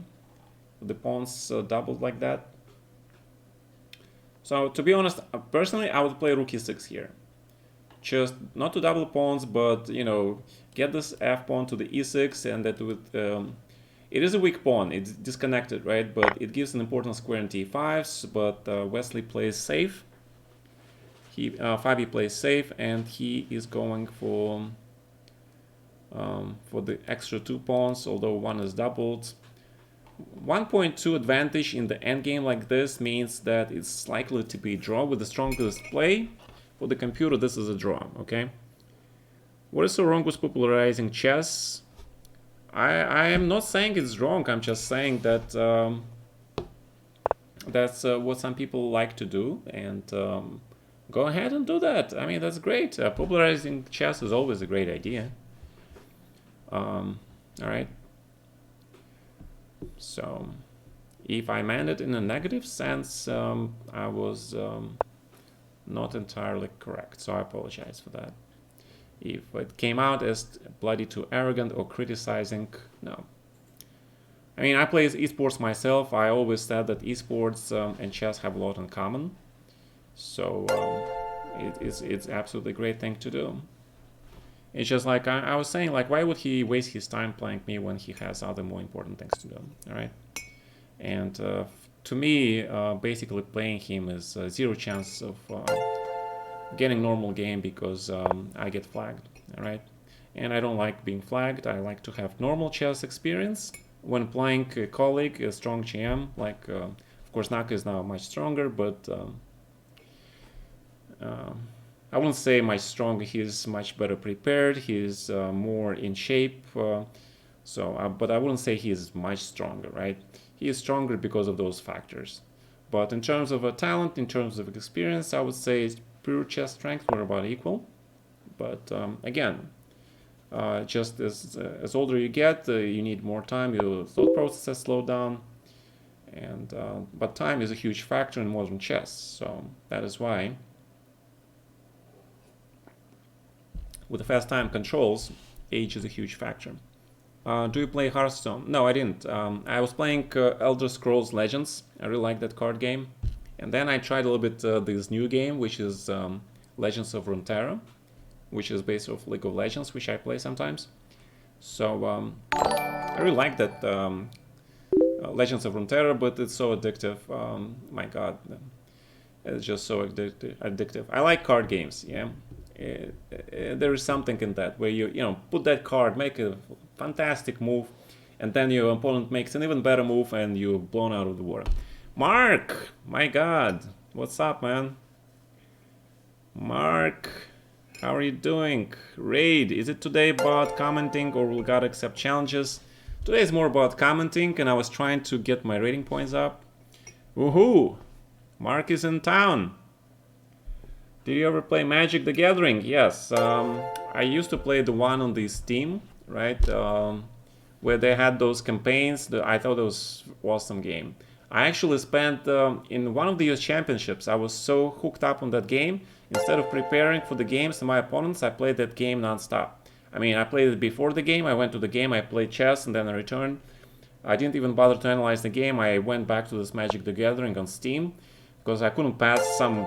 You know, I couldn't pass some stages, and I was like so upset. I really wanted to pass that, and yeah, I love card games. That was fantastic. A non-chess book to recommend.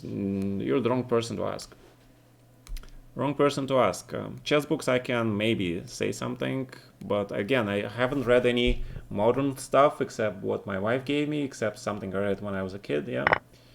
And for example, but Nan's chess studies, I gifted that book to somebody recently. I don't remember.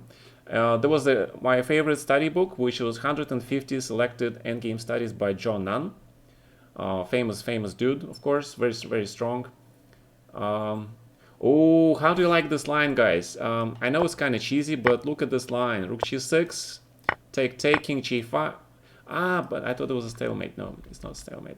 Yeah, okay. So this is obviously a draw. Just white holds this rook on c4 and gives checks, right? And the king never crosses this line.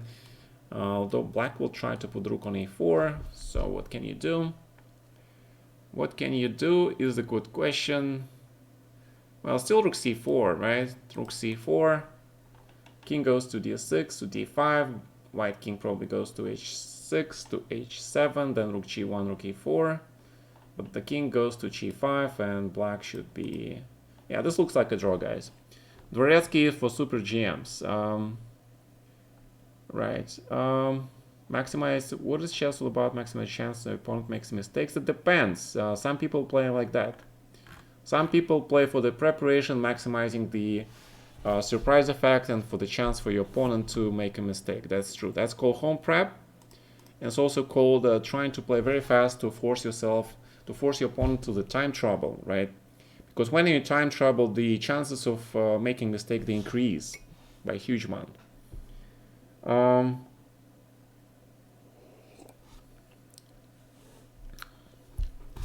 That's weird. What's weird? Now audiobook with Dvoretsky Endgame Manual. All right, Dvoretsky Endgame Manual is it's a good book, but like all of his books, it's extremely complicated. I don't find it as an easy reading, but then again, my own books are not an easy reading, right? So, so go figure. All right, so what is going on here? These guys agreed on a draw, or are they still playing? They're still playing, right? So black is thinking of the ways to put this rook on e4. And let's see what happens if he does. So let's see, rook e1, I think it's just basically take and a lot of checks, right? A lot of checks, because if the king crosses the 5th, then this pawn is under attack. But if the king goes to f7, then you can basically just bring your king back and rook f6 check, right? So what else can you do? You can probably play king d7, but it's the same story. Rook f6 and king g6, just a draw. So basically this whole position is a draw. And king h7, rook e4, rook a6 check is the draw. All right. So we're looking at the draw here. May I have a lesson? Tommy, did you get a copy of the NYT? Gata, may I have a lesson? Challenging 2-3-0. I'm not playing you guys today. I was trying to play some GMs, raise my rating. I played more one game. He killed me, and then he went and played other game. He didn't give me a rematch. Naughty more, right? Yeah. All right. So if you play in the Defender Pi team, you would have the honor to play with FM Fatih Baltic. Your donor 2. Rob, thank you for your offer, but as I mentioned before, I'm playing in the Bundesliga for the Desisau team. No, he's not banned, but he beat me in one game, and then he kind of just not responded to my rematch offer, which would have been nice. Yeah. So I guess he's talking up on my desire to get revenge on him, but you know, I'm a little bit too old for that stuff, right? So I don't care. So okay, good game, man. Like, he wins, good game. Lichess acting weird. Right, it does. So did they agree on a draw already? Are they still playing? What? Wait. What happened? King h7, rook e4, and he just took here and played king g6. All right, this is also a draw, yeah. This is also a draw. Alright, so this is a draw. King g7 is also a draw. Alright. So, not bad. Revenge is so sweet and delicious. Yeah, maybe, sometimes. Who knows? Ой. А когда я начал стримить, солнышко, не помнишь? Скажу. Ты стримишь сейчас 45. Час 45. Is French a good pawn grab addict opening? What? What? Where do you grab a pawn in French, man? Who grabs the pawn, black or white? Come on. There's so many lines we can where black and white gets a lot of pawns. Judging from your comp game affiliation, you are probably equipped with a reasonable GPU, which is perfect for Leela. I think I posted a bunch of videos. I just couldn't find which one of them are from Twitch, right? Where I played Lilu bot, and I put those videos on YouTube. I'll have to find that video and rename it as My Game versus Lilu, yeah? But I'll do it later. Lilu runs on GPU, but dude, I don't basically study chess these days at all. In fact, I should be I should have started working on my third volume of my books like a month ago, but I haven't started yet. So I have to start doing, I was planning to do this after my birthday, which is like coming up real soon. And then I'll have a couple of months to write it. But thank God, you know, it's that book will be about my post-competitive World Championship stage. So it's kind of more relaxed book. You know, 50 Cent, our Playboy 51? What? We have been for the past 4 years. I haven't seen you in tournaments. Yeah, I've been playing a lot of open tournaments. That's what I've been doing. Traveling, making my ends meet, sort of. You can play with it with bishop is the we'll try to hang on pawn that way. Not real gambits. Plays candy if you want to grab pawns. Queen's Gambit accepted is actual normal opening, guys. All right. So let's see. Let's see the broadcasts. Do they have the game number 4 set up? Yes, they have the game number 4 set up. So we're waiting for that game. And while we're waiting, Queen's Gambit accepted. Yes, it's pretty normal. Is your repertoire changed with Kid and Pierce because of your change to open tournaments to fight to win for black? No. Well, yes, a little bit, but it's just the type of positions that I get is more to my liking these days. I prefer active positions. You know, like the best defense is the good offense, right? So, and those positions like very sharp. What is the 5e score in this match? I don't know. Let's check it out. What's the score? What is the score, guys? So Wesley, so Fabiano draw, then Fabi wins and draw. So Fabi leads. Fabi leads because Wesley messed up in the Berlin, and Wesley's Berlin wall got crushed. Right, so that means Wesley is playing. The last game was black. I don't think it's likely that he will be able to draw this. Will be able to win it with black against Fabi. Pudini. All right, we're playing a GM. So little because there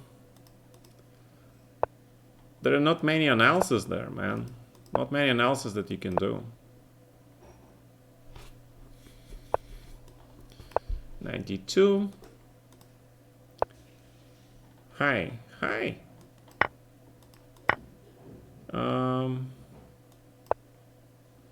Alright, so recently I started playing bishop d3, confusing the heck out of a lot of people. Duke has analyzed this line, so he knows what it is. But I figured, why not? Alright, so c4.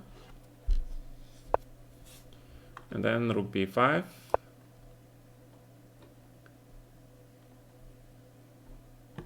And we're playing for the positional compensation here, okay? So that is the plan. Playing for the positional compensation. Like Volga Gambit, guys. Back on ICC 15 years ago, when people accused Nak of using the ancient because he seemed possibly strong. And Blues said he didn't need to use ancient. Yeah, he didn't. I thought there was some kind of refutation of the London system lately. Ooh, refutation. Strong word. Where have you heard that, man? Would be absolutely glad to hear about it. Refutation of the London system, my god. Is ready to challenge Magnus. Well, why do I get the honor of grabbing this piece for nothing? Dude, hello? It's a piece. Houdini. You definitely pulled the Houdini this time. Alright, let's give this guy a rematch because he just blundered the whole piece.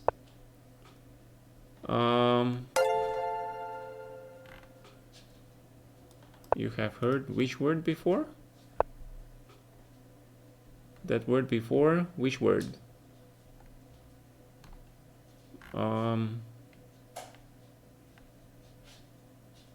Which word? Refutation.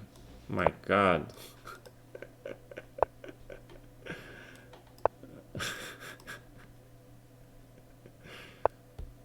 I don't know. It's like, how many times? For every time I hear one line or one opening is refuted, yeah, there's a popular American phrase. If you could get a dime for every time you heard that phrase, you'd be like a millionaire, yeah?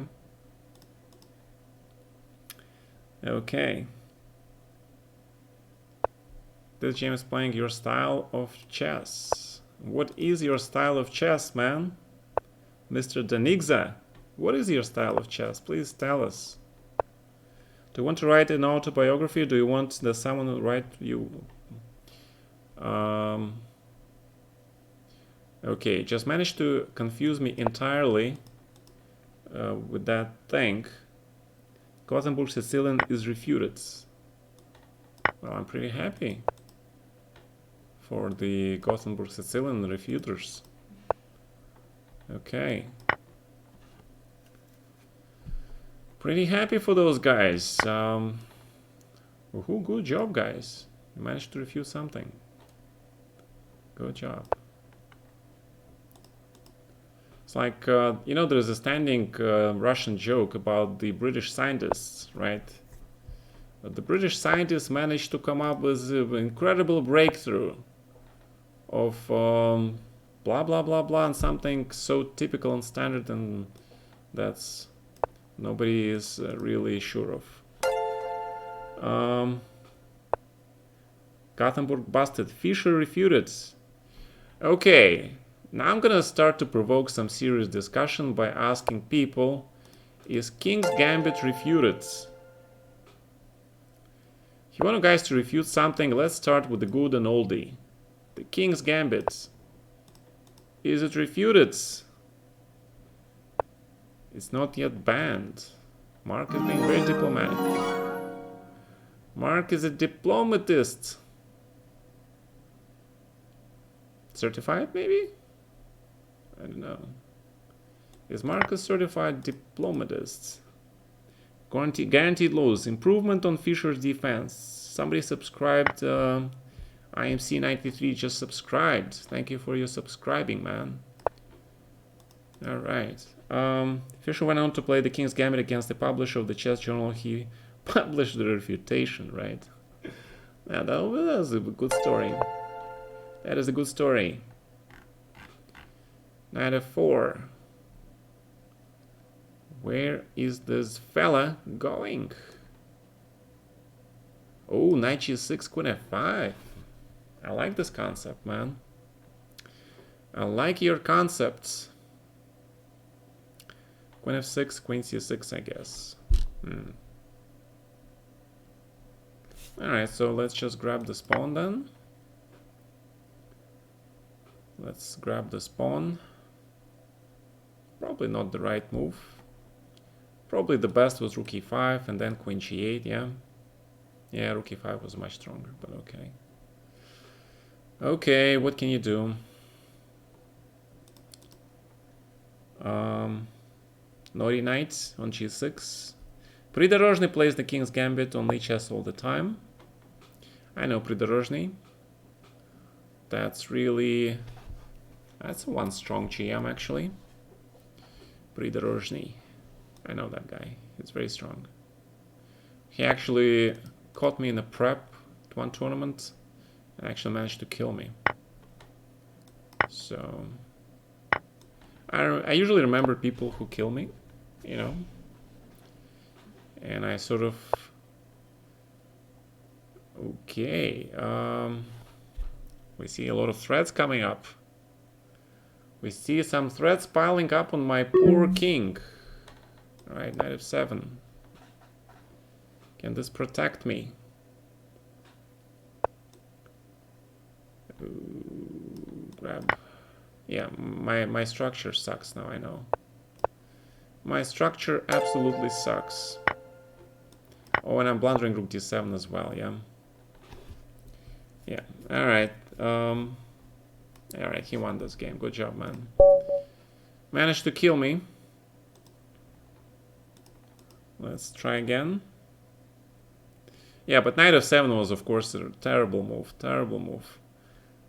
Queen d7 was bad, though. Yeah, so I wasn't sure what to do. So we're gonna play probably the same line, and let's see black improvement. And here I usually play this move. It's kind of tricky, but I like it. And g4. And knight t3. Grab. Knight e5. Bishop h3. Actually, knight e5 was probably too early. Yeah, I think bishop h3, I analyzed bishop h3, queen d3 or something. Don't remember my analysis now. Yeah, so there's this curious line, and queen d3 looks pretty good now. Queen d3 looks pretty good. So let's see what is going on. So there is this line in Dutch. Okay, taste your loss. This looks like g4. Yeah, it does look like g4.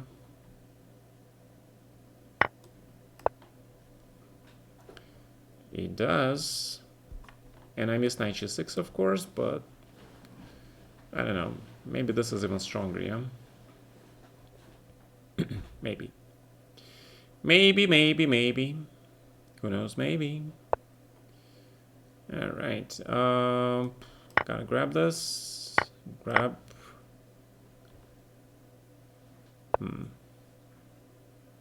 And queen a6. I kind of like queen a6. Let's play queen a6. Looks normal. We're going pawn grabbing. In this case, knight a4 looks normal. Putting the knight where he belongs, right? Knight definitely belongs there. And I have no idea who is better here, but rematch after FFL was amazing. It was a cool match. Cristobal was very nice. It's very nice. Yeah, admittedly, I was a little bit too obnoxious, I guess,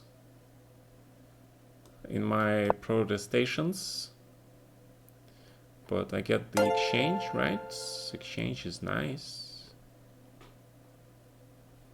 Well, alright, so a lot of things can be said. Thank you for following, guys. Thank you. So grab this. And bishop d2.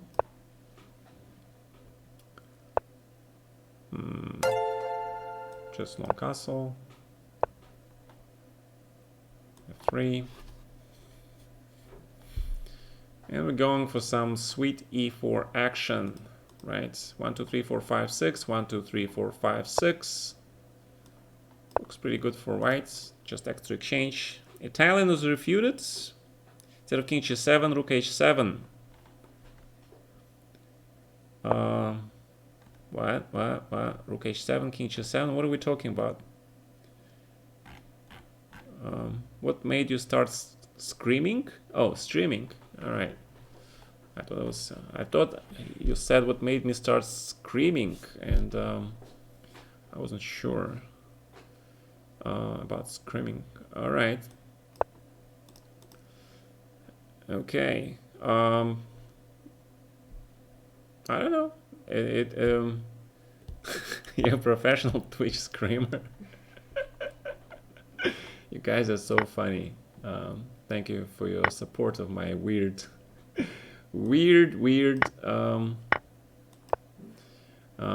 mispronunciations. Right. Okay. Professional screaming. All right. Now that was funny.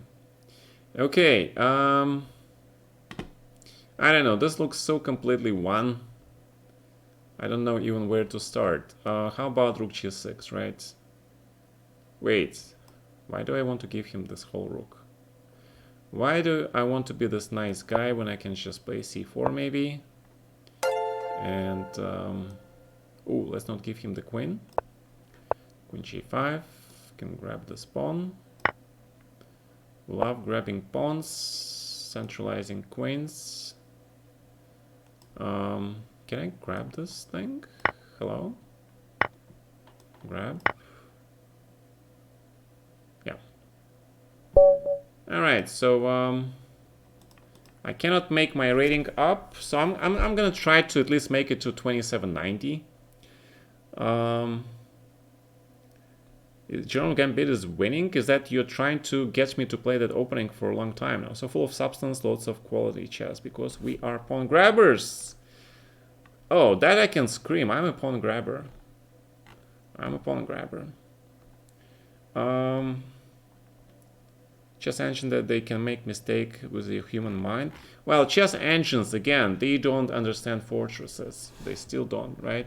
All right, so this guy left. He doesn't want to get killed again. I understand you completely. We see Grigory umpiring, playing some blindfold chess. Oh, by the way, let's see if game 4 has started. And it has started. And it's a Spanish torture with this very popular line. Ooh. Wait. What is going on? This is some serious preparation by Wesley here, guys. Watch this Petrosian exchange sack. This is a classical Petrosian exchange sacrifice, which makes black position preferable. However, why not simple c5 95? That is a fair question, right? Because after c5 95, you don't know where this bishop goes. Sometimes maybe you want to go for a quick c4 d3. Maybe you want the bishop on g5, right? Bishop d6 is committing bishop kind of early. Still, you have to play c5, man. You have to connect those dots and pawns, right? Because after queen h6, I mean, black is probably better, but if you take on g3 now, white will just undouble his pawns. So definitely black is the only one who is playing for a win here. But knight d2, my god, he just missed this queen e3, right? Totally missed queen e3. And yeah, this looks much better for black, guys. So maybe Wesley will be able to score a win finally here. Reminds you of rook f3 in Tarsh French. Yes, Mark, correct. Yeah, but this is very pleasing to the eye, right? This is very static chess. Are you more of a classical chess player than Gelfand, or would you say there are similarities? We both are classical players, sure. And queen e3, so he found queen e3. So white now has to play rook e1 or he is gonna be busted. So rook e1, and then black will have a pleasant choice of playing a game with an extra pawn, right? Knight goes to e5 or c5, probably c5 to prevent knight b3, then grab this pawn, e5, c5, c4. Yeah, this looks pretty good for black, guys. My great predecessor's dark domination. What is a fortress? Fortress is the situation where, for example, let's click on the analysis boards. And we have tools here, board editor, clear the board. The classic fortress is this. Black is the whole queen up. And continue from here, play with the computer, doesn't matter. And this is the example of the fortress, right? Let us see the evaluation. Shit. Abort. And so this is a draw. Alright, so this is a fortress. No matter how you play, even if you have queen up, it's a draw. So this is the concept of a fortress. The easiest one that comes to mind, okay? Click analysis board, not play. Right, okay, you're right, of course. Won't work because of table bases. My god, yeah, you're right. Table bases. Those horrible, horrible table bases. One thing, they made life easier, but on the other...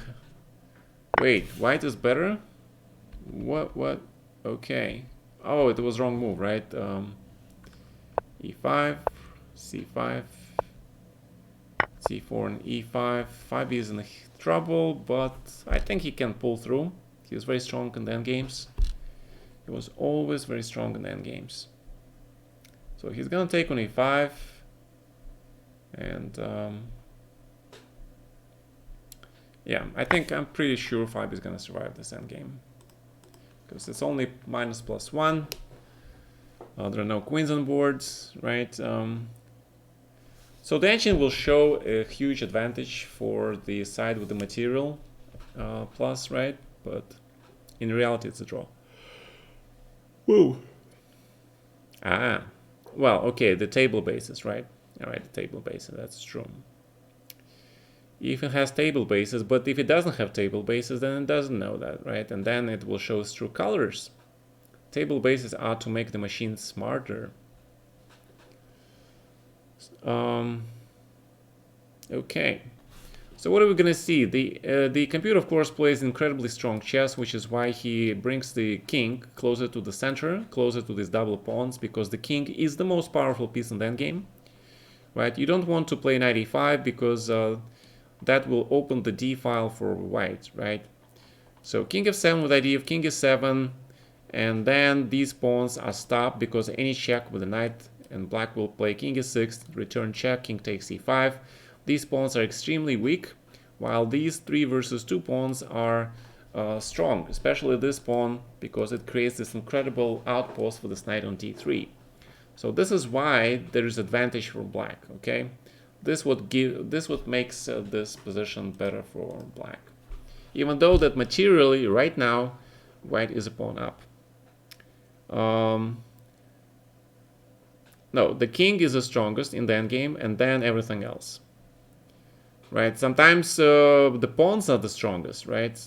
For example, in Sicilian, neither of there are classical lines where white just sacrifices the bishop on b5 to get and transposes the game to the endgame where he has 3 pawns on the queen side against a minor piece for black, right? Fischer played Fischer random chess with Olofsson 2005 with this time control and after move 30 with the, what do you think? Is that a good No, I think a longer time control is a good thing. So what happened? Wesley went for the kill with rook b1 and b3, and we see Fabi pulled this b3 trick. Now he is able to exchange one pair of pawns. Black probably will take with the knight on e5, and then Still tricky, of course. Still tricky for white to defend because lots of checks, right? A lot of tricks with this knight. Knight c4. Rook f2 is the first line move, making sure this e-pawn will go roll. I mean, rook a2 would be way too passive, right? So rook f2, I like this move. Very strong move. Also creating the threat of knight e6 and rook f8 mate. Basically forcing black to play something like h6, and then rook f7, rook f8 is a perpetual. So, I don't know. Knight e6 is a huge threat, right? Huge threat. So I think it's basically it's equal, yeah.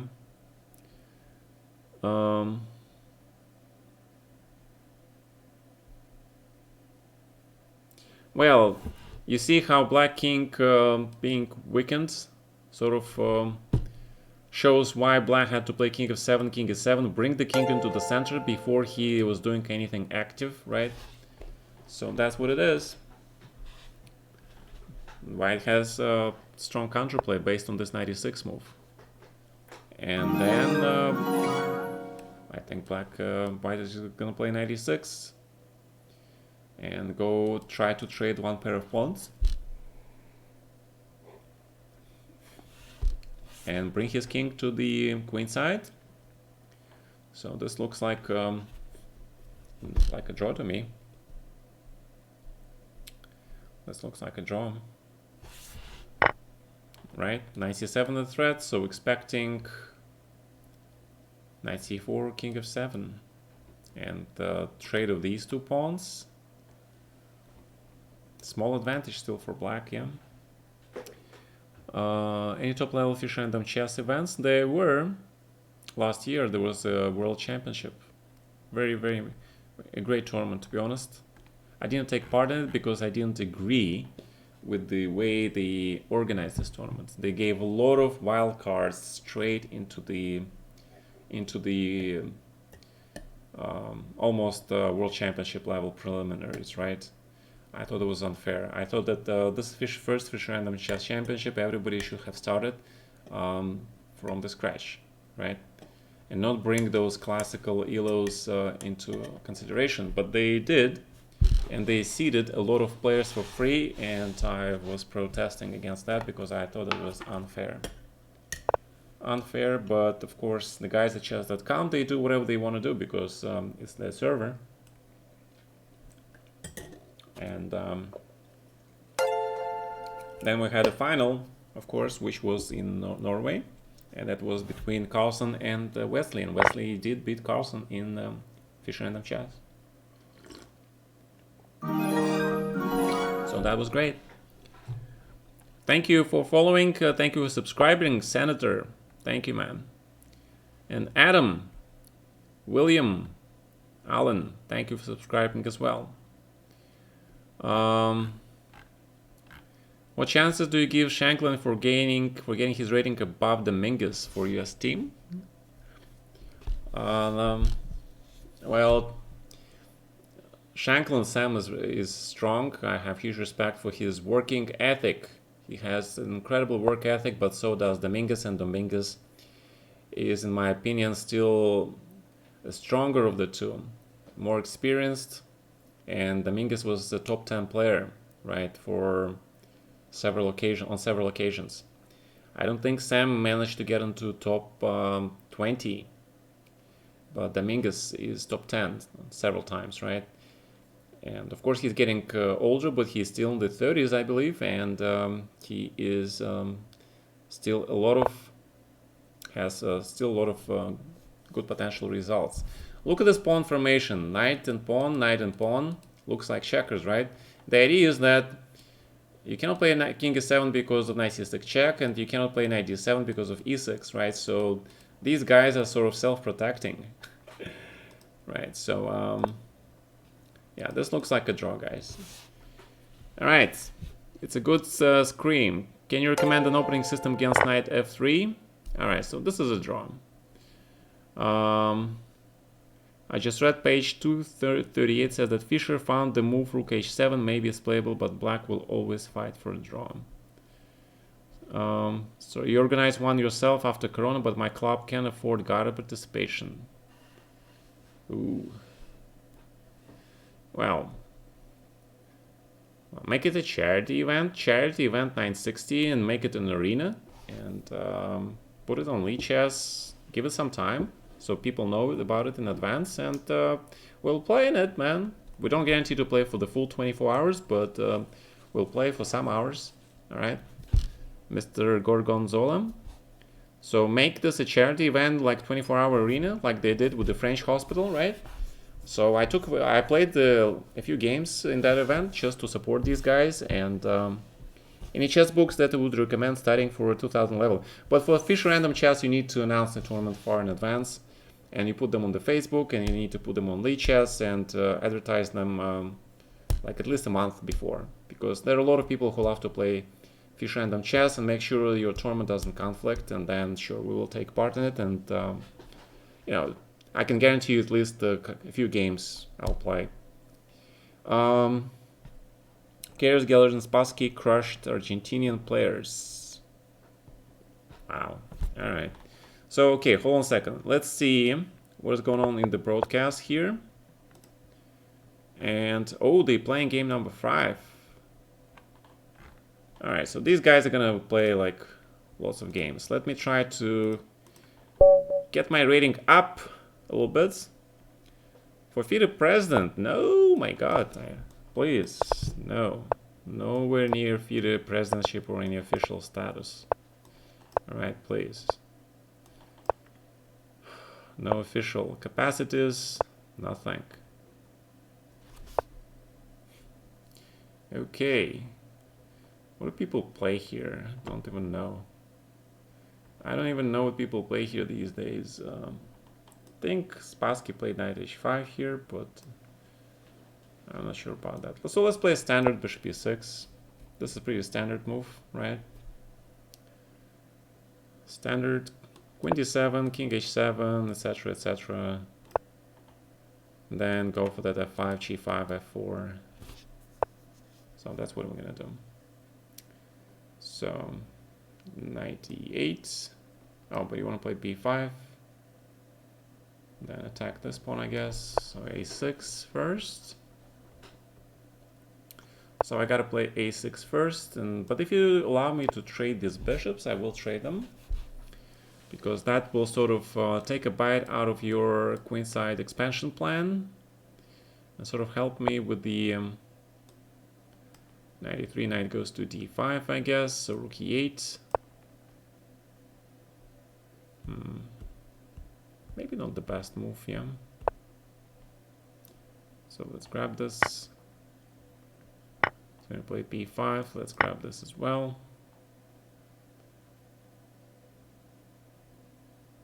Hook Sprava. This is a Russian kid. Oh, bishop h6 is coming, right? So let's play f5. Hook Sprava means a hook from the right. That's what this guy name means.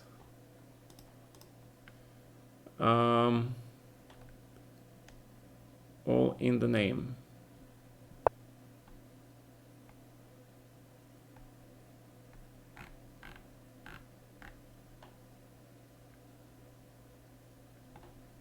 Okay, I'm glad you guys know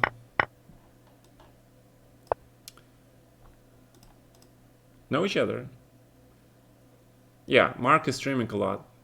He is sacrificing his sleep for the streams. He's doing great work. So let's get to the white king, right? Obviously f3 check. Let's get to the white king. 92. Oh, and I see how I can win this, yeah? You don't want to play queen h3 too fast, because rook g1 and g4 will be played. So what you want to do, you want to play... Okay, so he played this move, probably correct. Yeah, just before I managed to play rook f5, yeah? That was good timing. Good timing on your part, man. Take, take.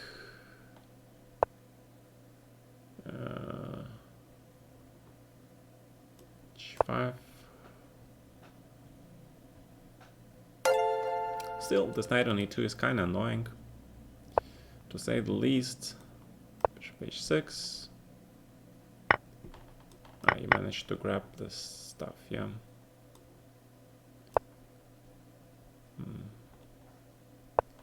Okay, good job. Good job.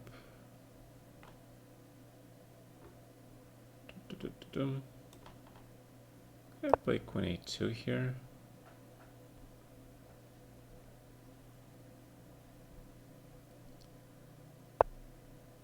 Wow, counterattack. Interesting. The threat is knight g4, queen d2, I guess, some point. So if I play like this, I try to deactivate this rook. What is going to happen? What is going to happen?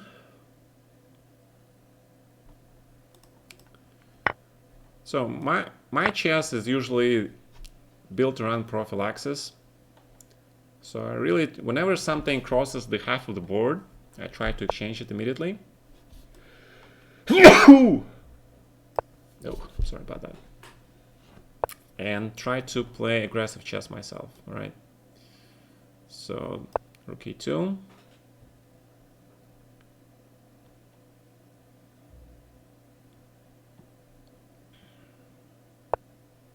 Check. This probably means I should play rook f7. And then king h7. And we're ready to mate this guy, yeah? Check, check, mate. Petrosian prophylaxis, yes, correct.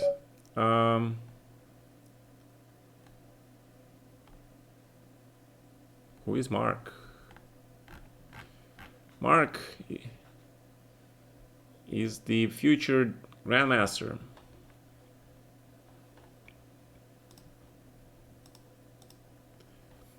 Гата, вы когда проигрываете партию, вы в голове ругаетесь на русском или на английском языке? Ну, я не ругаюсь вообще-то. Bishop e3 and rook e3, was that possible? Yeah, but I didn't want to allow him to do a lot of checks. So...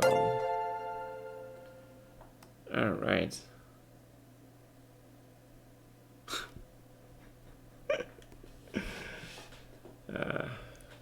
Come on, Mark. Yeah. Yeah, but that was Petrosian playing, right? That was Petrosian thinking also. He was looking at the attack at least 5-10 moves. Any possible attack on his king. Yeah. I mean, Petrosian was my chess idol. So let's see if these guys have started broadcasting the 5th game. And they are actually playing something different. Wow. No London system though, they're playing standard, queens, gambits. And not really that standard. I think white has a comfortable advantage, yeah. It's not clear how black is gonna get rid of this pawn. Knight e7, c5. And why was it played so fast? I kind of like this queen c6 move, yeah? This queen c6 move was really, really interesting, fixing this weakness at the cost of the doubling of the pawns, but white would get that c pawn. Of course, if black trades everything, right, those double pawns probably not enough to win. So maybe that's why he wanted to play this. But now it looks pretty drawish, yeah? Probably some advantage for white still. Some, not much. Alright, so these grandmasters, they are very good in these sort of positions because Wesley and Fabiano, they both are classically trained guys, right? Karakan passive, but Slav is also passive. He looked like a nerd in the 90s with those huge glasses, of course. Yeah, I was a nerd. I am still a nerd. Come on. People who play games, right? Raise your hands. You're a nerd. Because, you know, simple as that. If you play games, you're a nerd. Gotta show Andromeda the glass. Hey, that's the 80s. Those glasses were popular in the 80s, guys. Come on. We're very popular in the 80s. Thank God I didn't have the 80s haircut.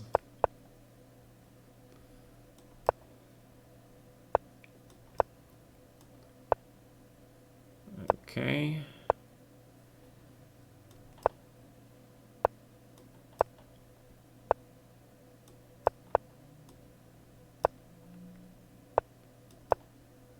And we're back into the Spanish game, right? Lots of games here. Yeah, it's a pretty weird position, but to be honest, I think white is always slightly better here.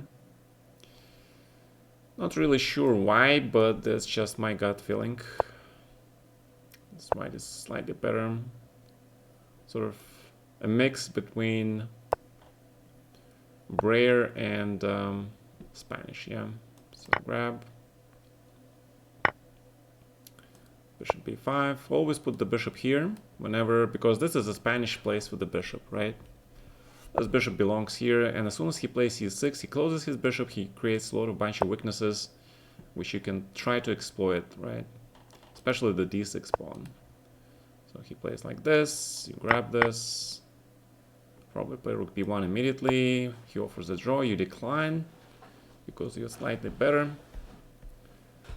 And now there is the huge part where you start maneuvering chess. Huge maneuvering chess. Who is better? I think white. I like to think that white is slightly better, usually in such positions. It's not a given, but white is usually better. So I'm trying to think very hard what to do against this rook b6 here. And queen f6 kind of looks pretty funky. And if I play rook b7, what is the big idea? Oh, knight f8. And if I grab this, and if I attack this pawn, knight f4. Okay. And if I grab this knight, wow, 96. Hello, pawn. Yeah. Hello, pawn. Yeah, rook on a6. My god, that was an awful rook, right? Какой такой заучка. Выглядел очень спортивно. Гладко выбрит, прекрасно поставленный английский. Cool, thank you very much. You really like talking with bishop on h2 after h3. That's the whole point of the London system. Where can you find my email address? You can find it right here. I'll type it for you. So if you want to write me, message me. I should probably put it on my profile, yeah. Kirill Klukin. Alright, let's hope I don't run into a blitz specialist.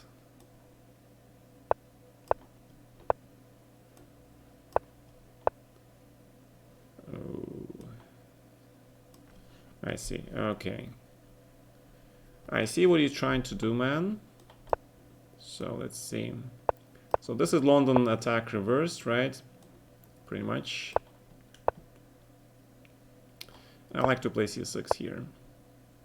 Might be not correct, but I like it. So h5, a6, b6. I don't know what you're trying to do, but bishop g4 then. h4. c5, close this position completely. Queen.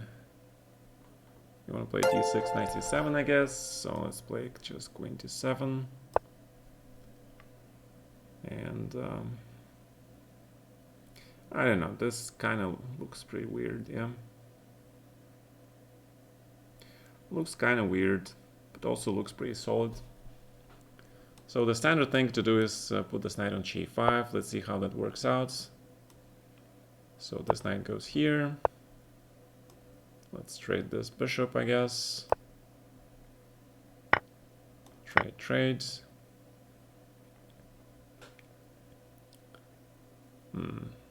I really need my knight on d6 now. How do I do that? I have no idea.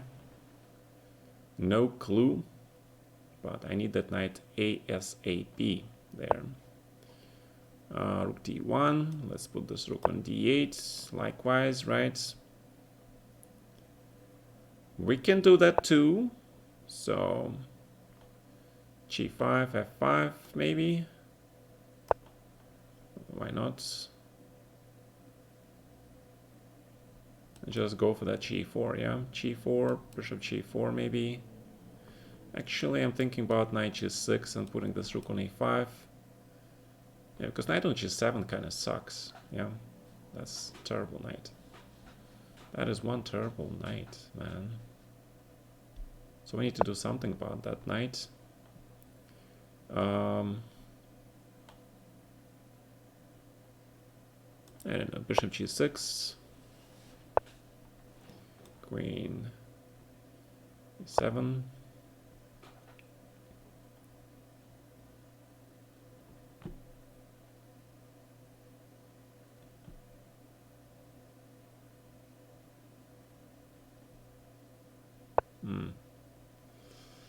Okay, let's hit this guy.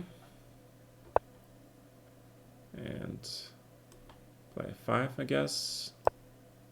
Oh, he wants to play knight b5. That was your plan. Fine. Alright, so let's go into this endgame. I want to see what this is.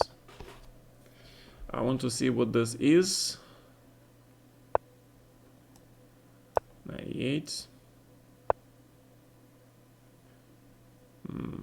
Knight d6.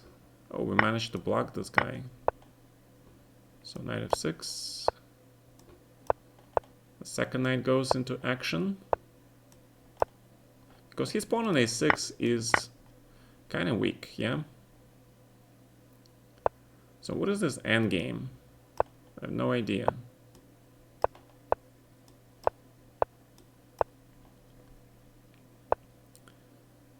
King d6.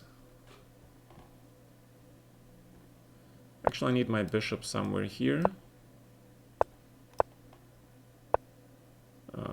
Now I can play f4. We can do that.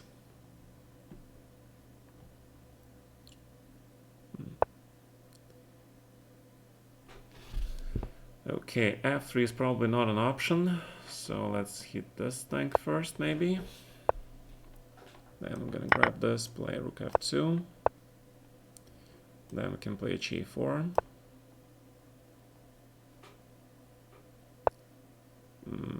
Second rook goes, grab.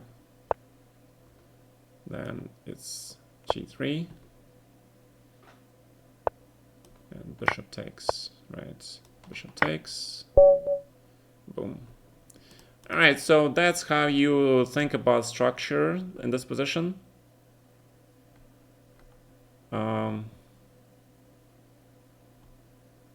Ненавидит ничьи. Alright.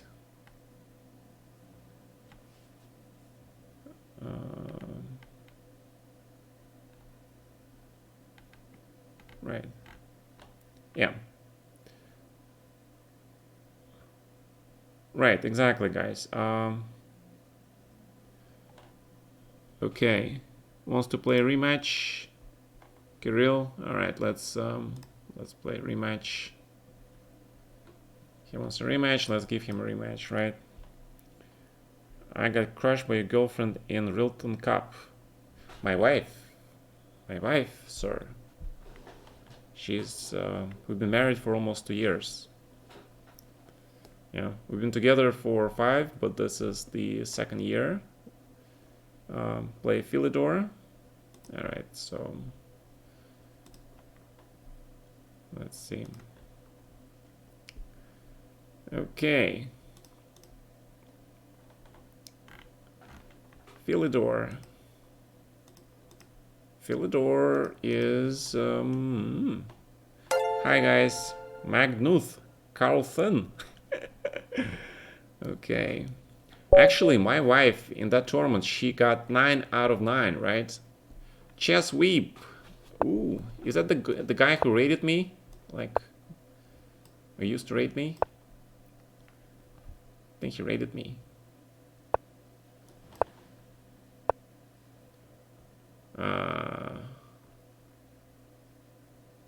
Okay. I don't know. Let's just play knight of 6, I guess. Knight c6. Hey, let's play bishop e6. Let's just play calm chess, right? Knight c6, knight e2 probably. I mean, that's the plan, right? You're trying to set up the structure, but that means okay. I don't know, h6, preventing bishop g5. Chess prodigy. Yeah, the thing about the prodigies, there has been so many prodigies, right? So many prodigies. Knight d7. Let's see how far this knight will travel. Grab, grab. Ooh. We're getting nice squares. Wow. Dude, you gave us a lot of stuff, man. A lot of stuff. That's one pawn, right? Is it worth it, though? It should be worth it. That's definitely worth a pawn. I kind of like knight b6 here. So let's try and play this move. Trying to bring this knight into the game as well. And if I take it... What am I missing? What am I missing? I'm missing something. I can see it. I can smell it. What did I miss? Oh, simple queen g4. Yeah, that could be it. That is a strong possibility. My king is way open, yeah. My king is way open. I agree. Good job, man. Queen of 6 is coming. If I play knight d7, it's probably not gonna save me, yeah?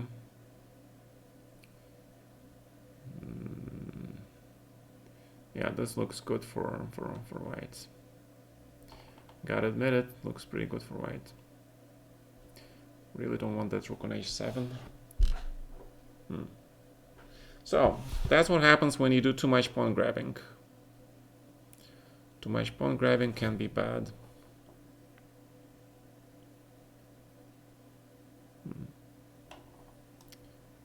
Right, let's try to bring pieces back.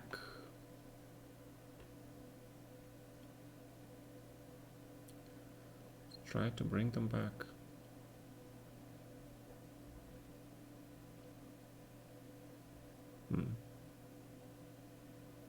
Probably not gonna work. But hey, we can try, yeah? We can only but try. That's all we can do. 97.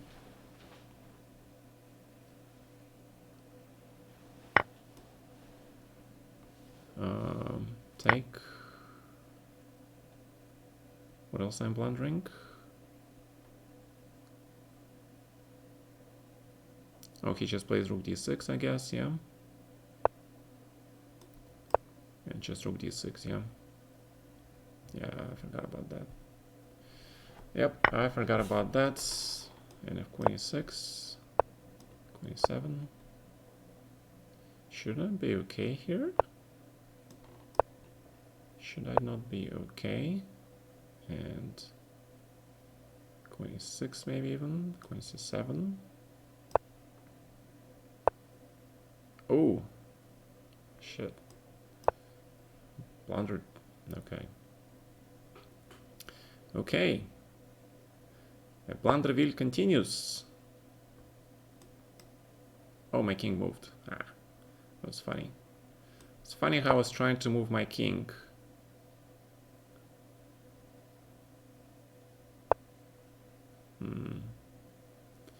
It's funny how I tried to move my king. Grab. King f7. g7. Oh shit, I forgot about this. Ah! Yeah, you're right. Okay, I forgot. Okay. I forgot about all this stuff. Very good job, man. Good job. Good job. Good defense, but then blind. Alright, it's time for e4. Let's see. Alright, I guess it's back to London system then. It is back to London system. It's back to this position, yeah. Yeah, I had this game against this guy in Rulton Cup also. Had this position. We were discussing this position.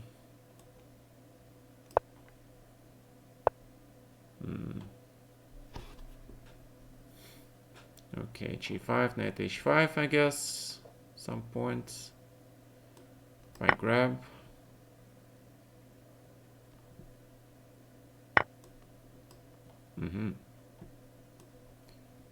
So, knight c4 anyway. And guess it's b4. Actually, let's put bishop on f1. Make sure there are no sacrifices on h3.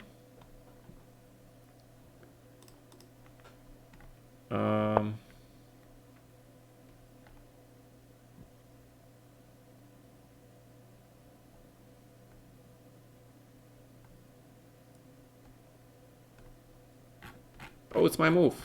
Ooh, didn't realize that. All right, my move. My bad. Sorry. Sorry about that. a4. Trying to go after this little pony. 25.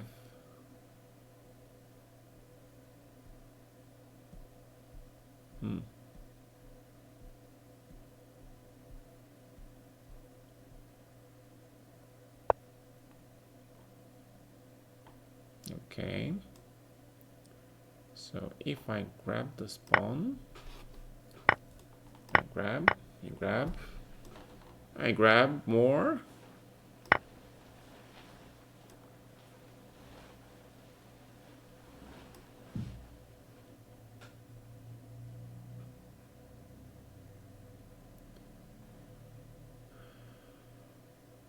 In a normal game, of course, I would probably play queen d4 and then knight g6, which probably winning. But since this is just a fun game, we're gonna try this, e5. And probably check.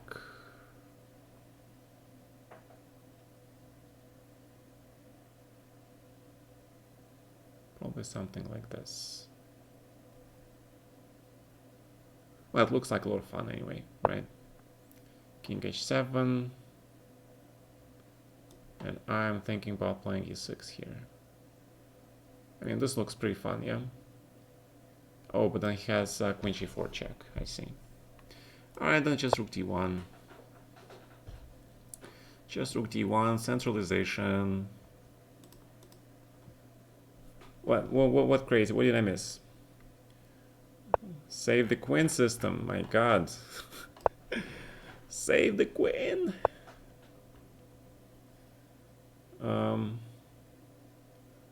Save the queen. Actually, I like the sound of that, yeah. Sounds cool. So queen g5.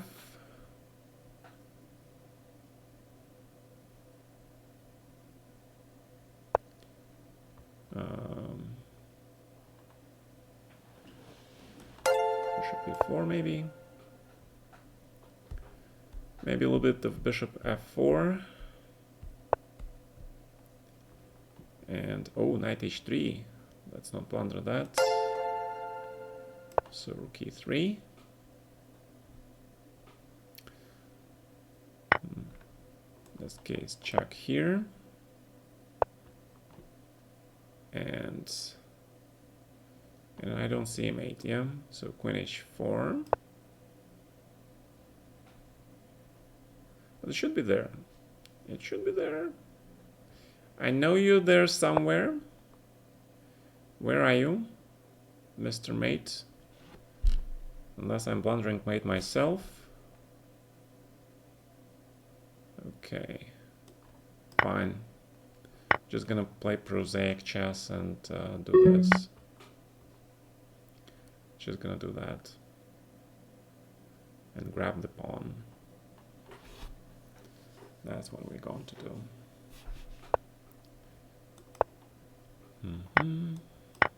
Take. Grab the pawn.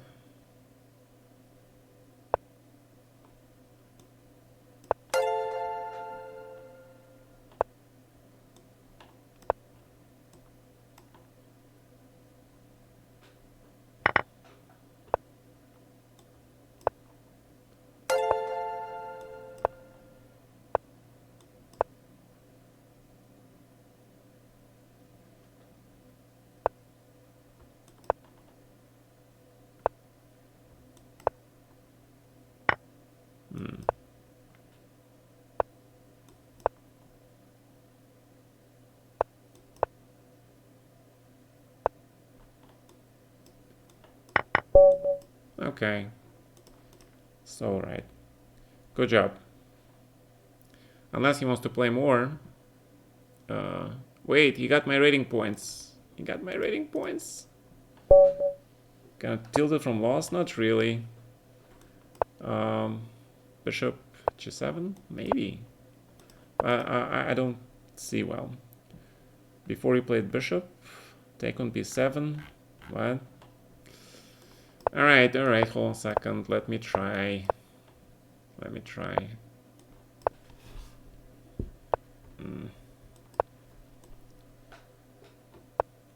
e5. That's what I usually do.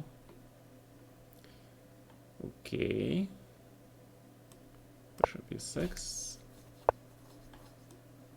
Grab.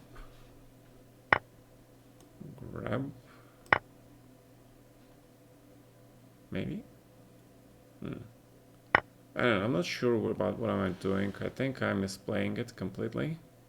Alright, yeah, I misplayed this completely. Fine. I misplayed this completely. Ooh. Things are looking really bad. Ooh, open the position, give him 2 bishops and everything, yeah.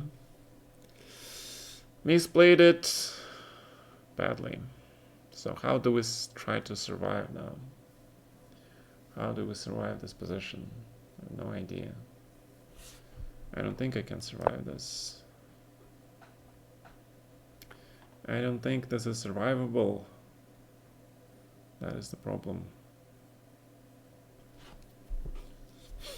Yeah. Yeah, if you play b5, don't mix it up with the e5 plan. They don't mix well. They don't really mix well at all. So, b7.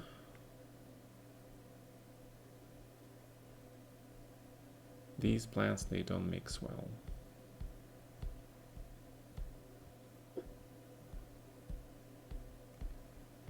I don't mind losing on time. Kind of grew over that a little bit. So, knight g4, queen e2, knight e5. He wants to take maybe.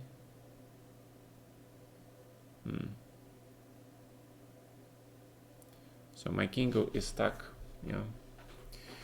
My king is stuck. So if I play queen e2, it's probably queen e2. I go back.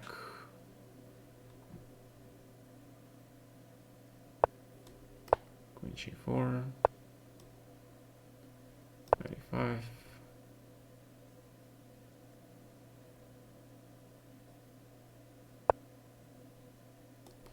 In this case, probably 97. Okay, so we're fighting for survival. Do you catch a chess drum about the chess elitism? No. I have no idea what you're talking about, man. So knight c6. Looks pretty normal. Chess elitism. Sounds interesting.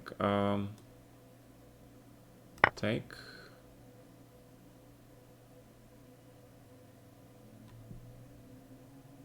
What is this? What is this thing, right?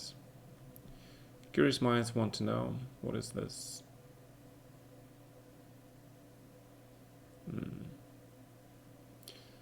I don't know, this looks pretty fun. And if I take with the knight...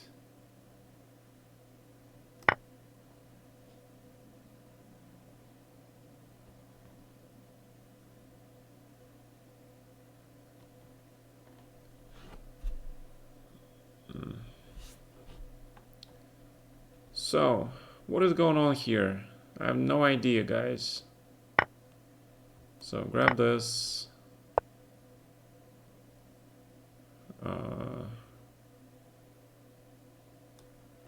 D7 looks okay.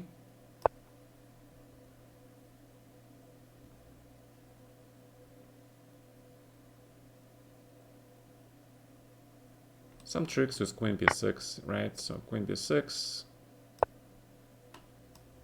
Take.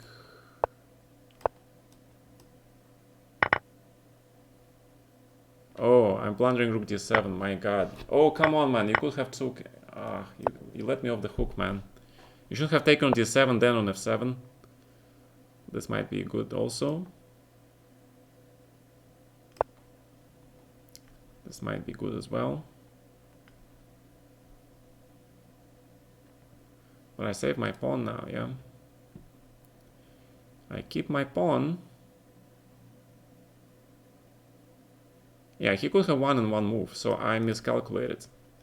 Right, I miscalculated. That was bad miscalculation. Really bad miscalculation. b7.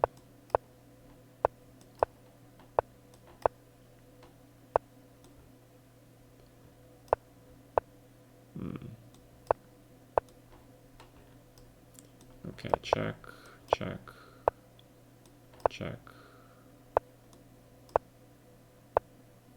check. Yeah. All right. So let's try it one more time.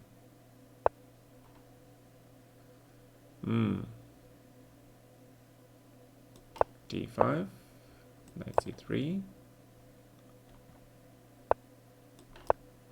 So we're gonna play this line, I guess.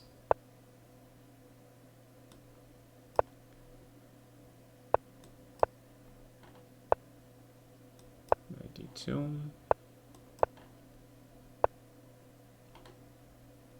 Okay, knight c4, 94. Ah, 94, and e takes d5.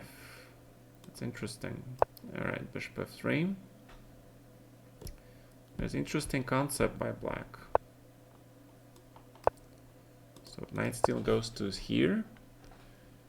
Yeah, this is all Benoni. Too polite to enter time scramble? Oh, no, time scrabble. Scramble. Okay. Alright. Alright, so let's just play rook b1. I want to see how this works. Okay. This case, knight b5. c3. Take here. Oh shit, forgot about bishop f5, of course. I forgot about bishop f5, my bad. So he wants to trade one pair of knights, that's fine. That is acceptable trade. Knight goes to f6, I guess. Okay, queen e2, knight f6. So the question is, what do we want from this position? What do you want to get from this position? Knight is nice, but something is missing. So let's play bishop e2. Let's go f4. And let's try to figure out whose minor pieces are better. This is not an easy, guys, not an easy position to play, guys. All right. So that means I can play bishop e3 for now. Or should I leave the square for knights? I don't know. I kind of like bishop e3. Looks kind of ridiculous, but why not? Queen b3, probably not. Can we play b4 maybe? Just trying to play for some fun, guys. Alright, don't expect much. Rook d1. Just playing for fun. Just an interesting position, alright? So a5. Going caveman style, just without calculating or anything, just playing stuff like this. Rook a6.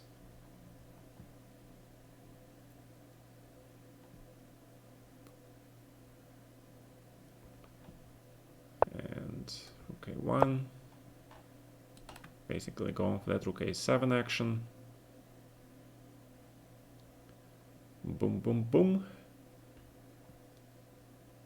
So, yeah, this bishop on f5, you know, I can play g4 probably at some point, yeah. Probably should play it. I don't know. Yeah, I could have played g4, but didn't feel right. Can I just sack this exchange, maybe? Looks exciting to me.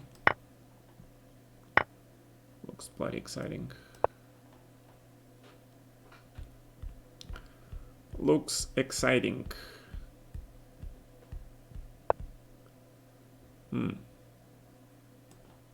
Grab the pawn.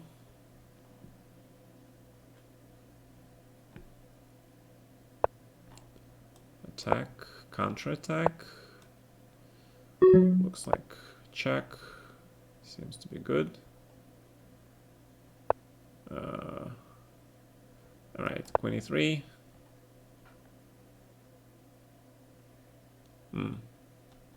I know I'm misplaying this, but it's fine.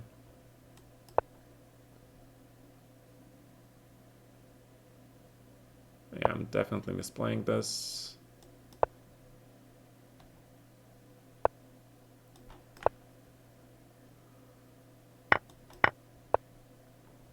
Bishop f1. Grab. Oh, you have 92 check. Oh, you have 92 check, man. That killed me.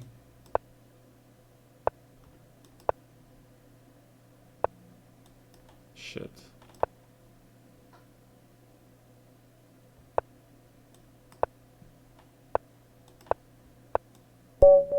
Alright. Okay. Well, this guy killed me at 3.5. Fine. Now it's time to take this guy seriously. Alright, let's see. Mr. Boris. Let's see, knight c6, g6. Take.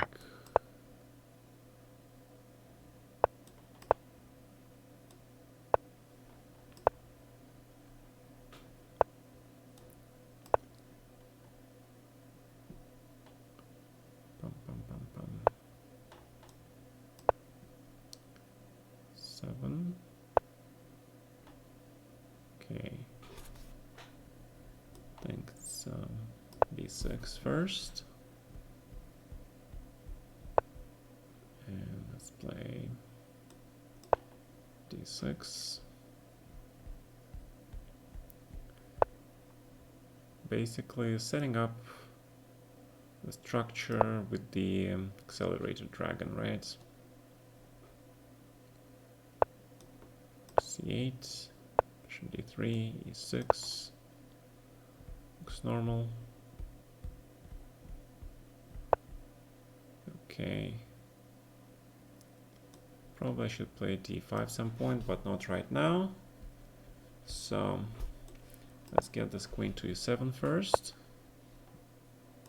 Knight to d7. Queen g3. f5, I guess, is what you're trying to do. Okay. a6. Boom, boom, boom, b5.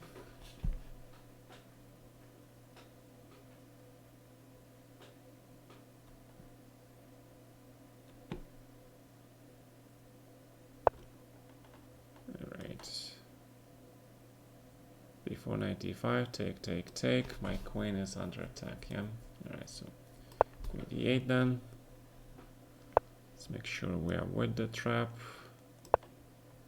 Knight d5.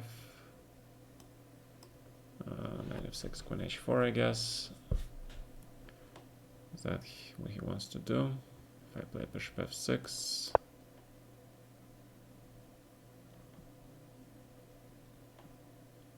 Has to trade, otherwise bishop h4. Right. And if I play bishop h4 here,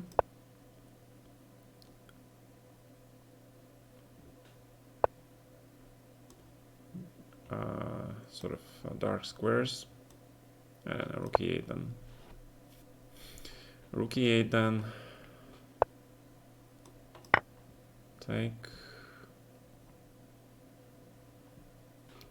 Opening a lot of places, grab. Okay. Queen 7.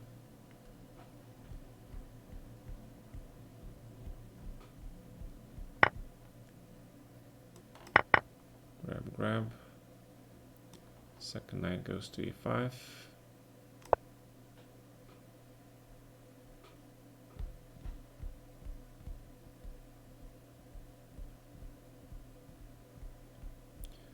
Probably not playing it right again.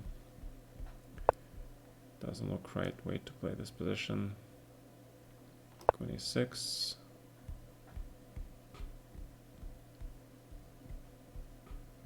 Yeah.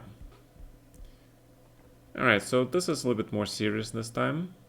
Hope you guys don't mind. So he wants to play there maybe. And I don't want to give him the square. So bishop d8.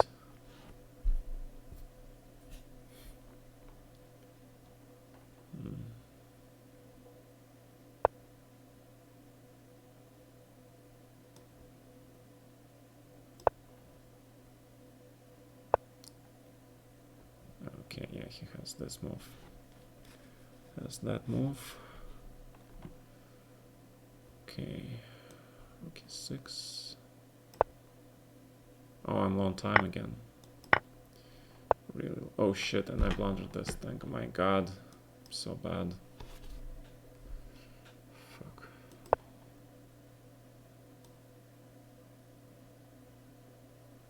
Alright, blundering left and right.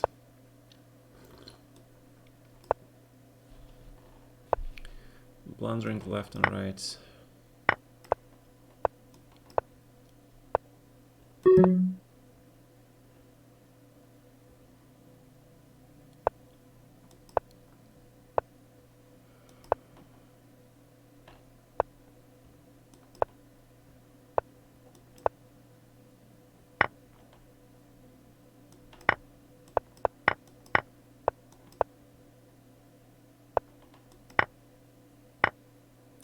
Okay, you win, man.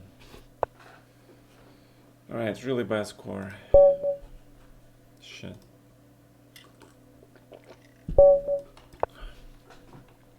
Blind drink. 1/2 half to 1/4.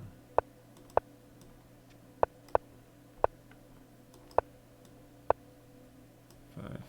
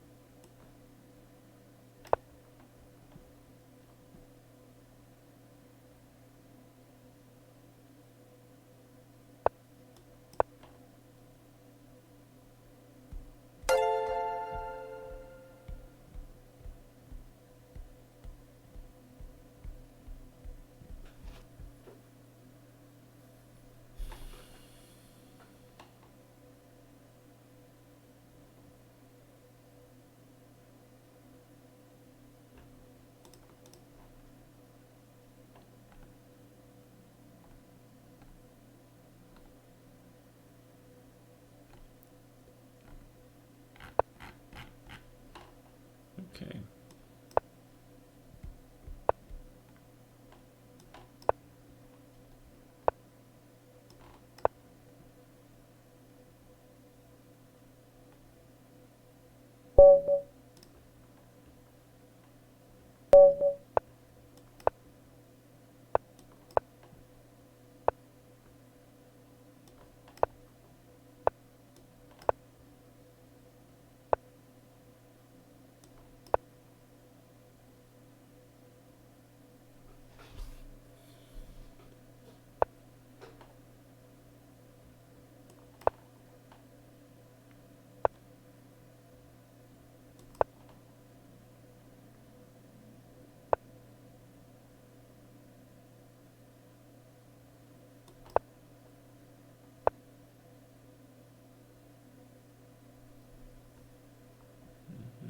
Mm-hmm.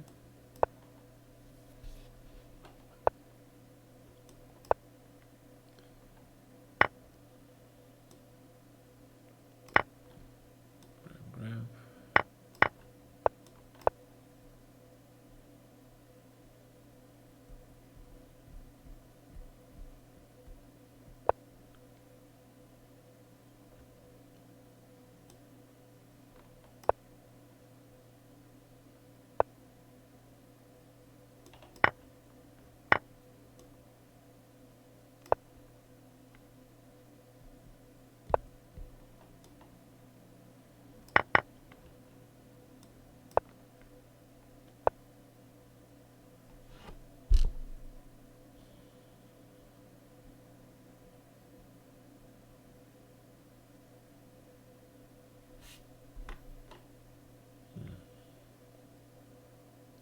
That's like Grunfeld, yeah. This is looking like Grunfeld. Like Grunfeld.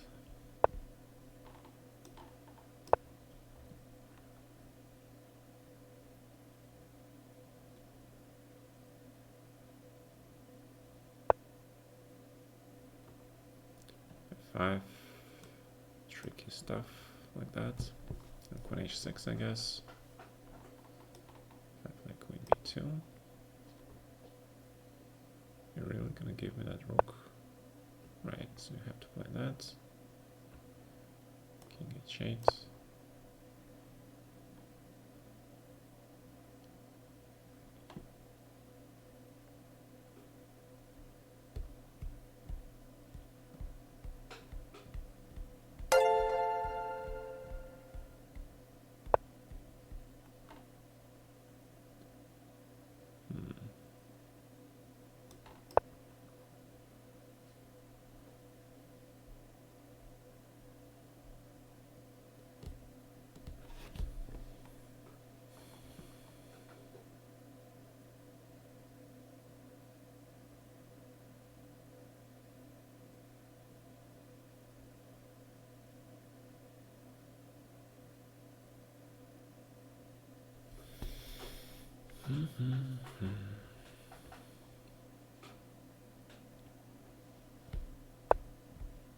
Yeah, king f2.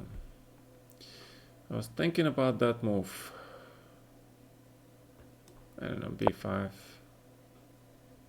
Something simple.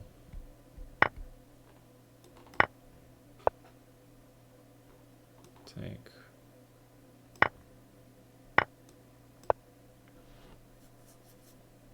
This doesn't look good for white. But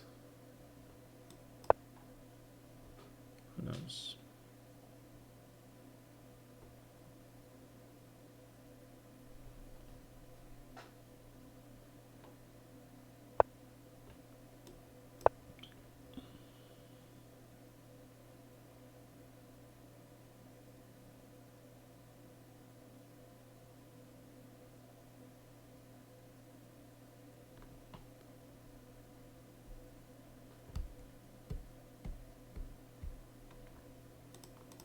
Sorry, I stopped chatting. Yeah, I stopped chatting because yeah. Let's get the game on.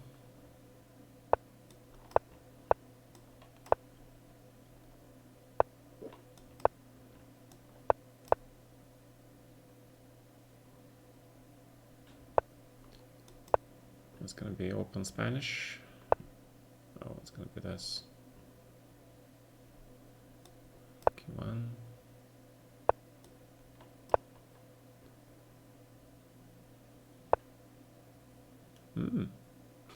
What is this line? I have no idea what this line is. The hell? What the heck is this?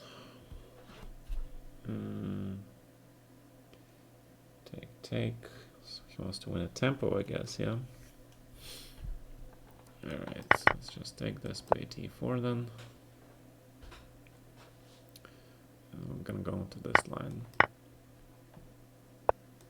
Knight c3, because usually bishop is on e6 in such positions, not on b7. And I think this change is good for white. This change is good for white.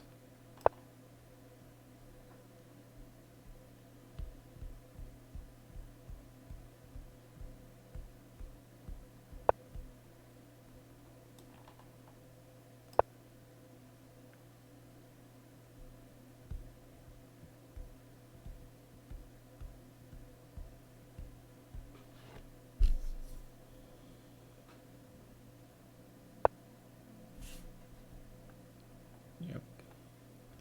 There is this move. Okay, now what? Now what are we gonna do?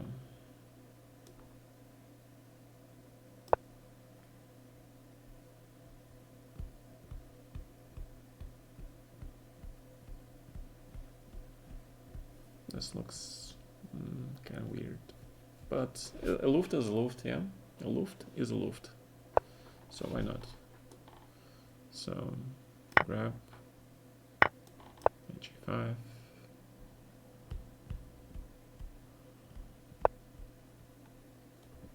And then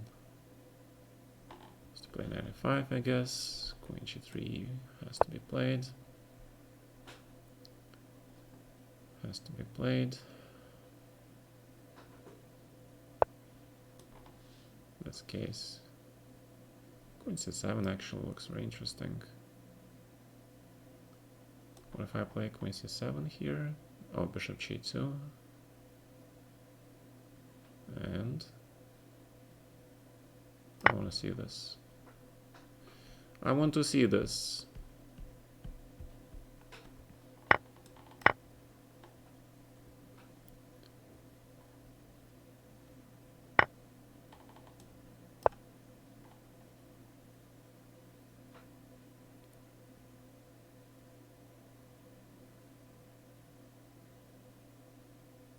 Well, it's made on h7, right?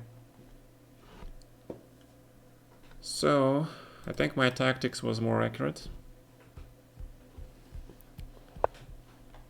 Right? Okay. And let's go. Okay, so let's play Khan once more time.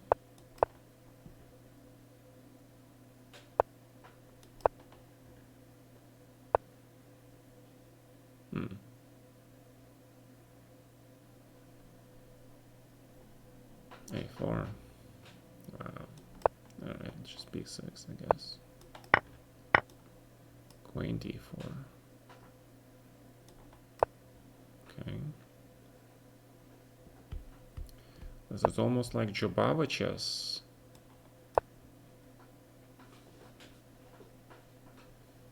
Almost.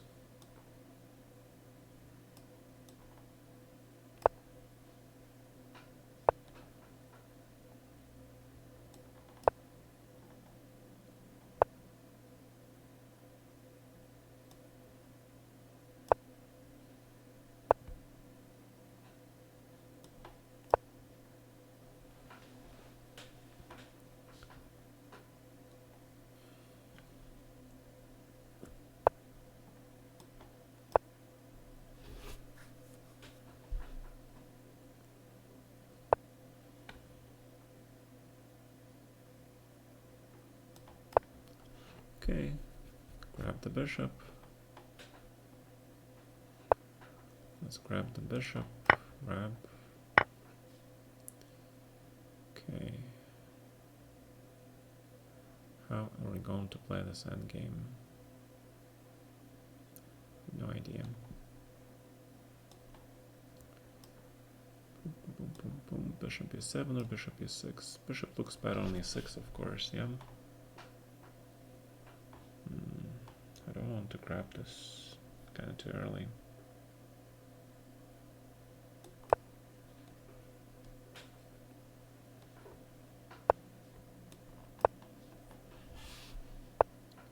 Kind of too early.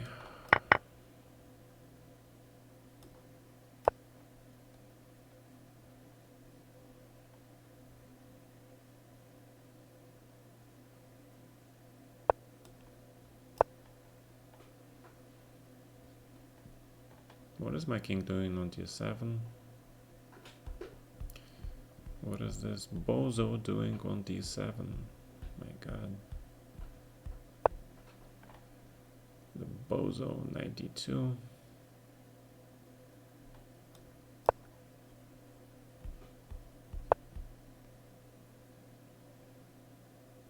I cannot guess a single his move. Two. Oh, knight going to e3, I see. Finally, I understand what he's trying to do. Alright, so if I grab this, I play here.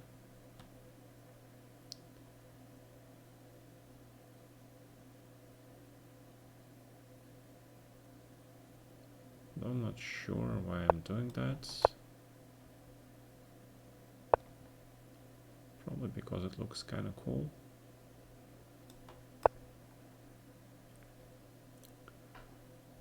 But is it really cool? I had a better position, now I'm not so sure that I have a better position. Yeah. I'm completely unsure now.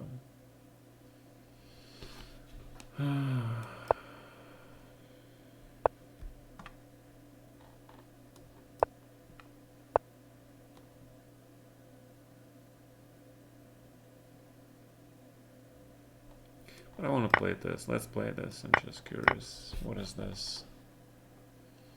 What is this thing?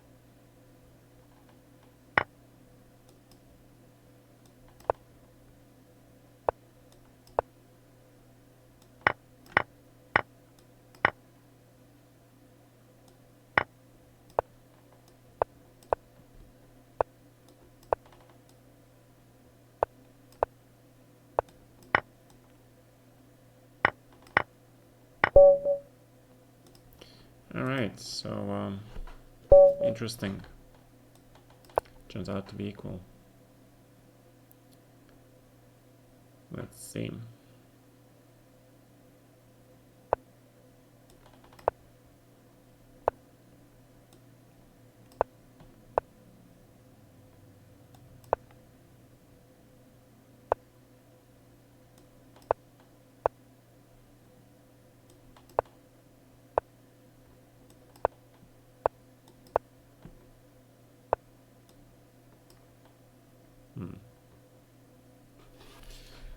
So, alright.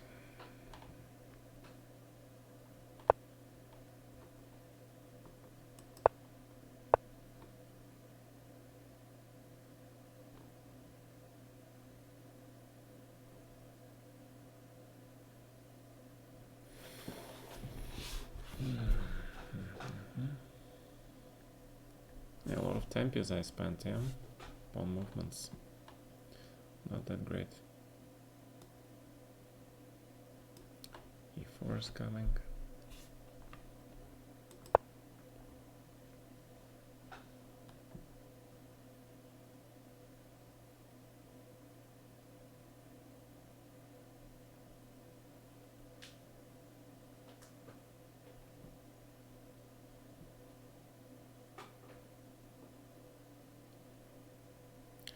Terrible. Black has a huge lead on the development here. Yeah, don't give me moves, guys, because I can read these. Yeah. So grab. Guess he wants to give me that. So if I play bishop e3, then knight goes. So I have to take it.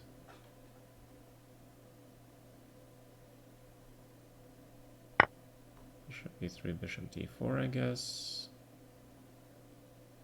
Then my knight is under attack, yeah? Hmm.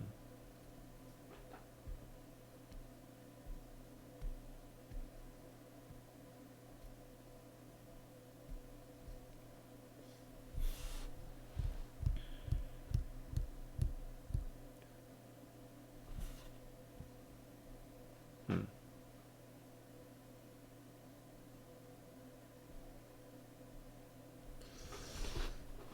Yeah, okay. Okay.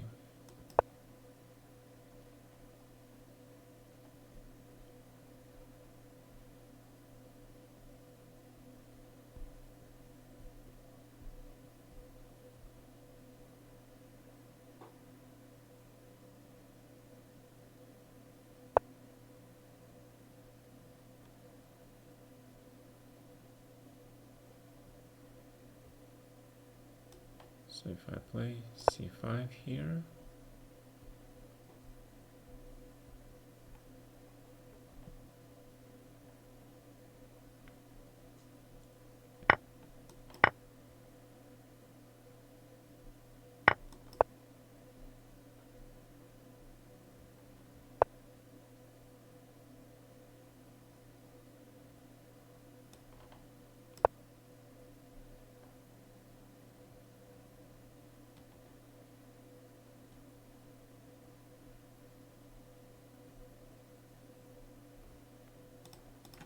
a lot of tactics, yeah? A lot of tactics. Okay, so that tank is coming. Shit. Oh, I'm blundering. Knight e4. Oh my god.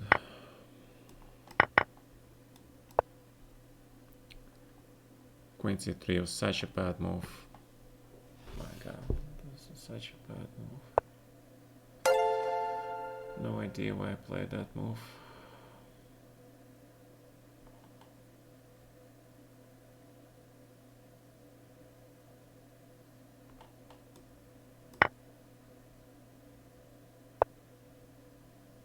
Yeah, this is just lost. Come on, just lost.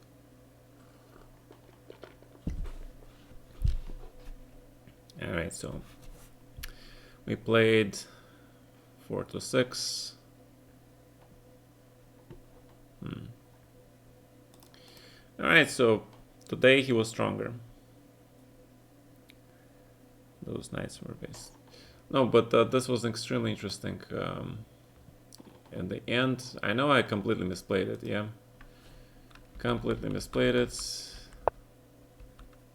h3 unnecessary, just play bishop e2, but okay, bishop f5, bishop e2. I was afraid of knight e4, but obviously this is still advantageous, right? Yeah. For some reason I thought I'm gonna deny that. I thought he was gonna play e5, rook e8 immediately. c4 was much stronger, and now after rook e8, e5, take, take. Take, on e5, bishop e3, bishop d4. Oh, bishop d3 immediately. My god. Alright, but that is such a computer move. This is such a computer move. It's impossible to see. This was a computer move. And of course, knight c5. When bishop e4 was strong. Knight c5, bishop c4, d3, very strong. Yeah, and I saw this king d1, of course. I saw that I had to play this.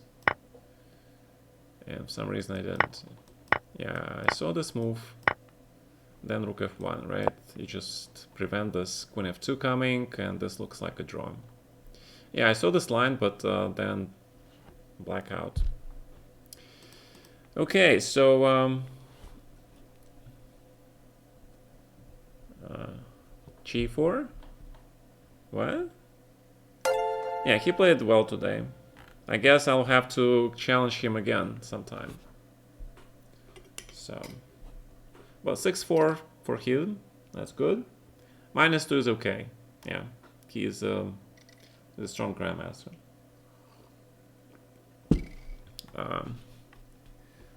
Yeah, before it was -4. Yeah, that was bad. That was bad. So I had to win some games. So, but -2 is okay. It's a respectable score.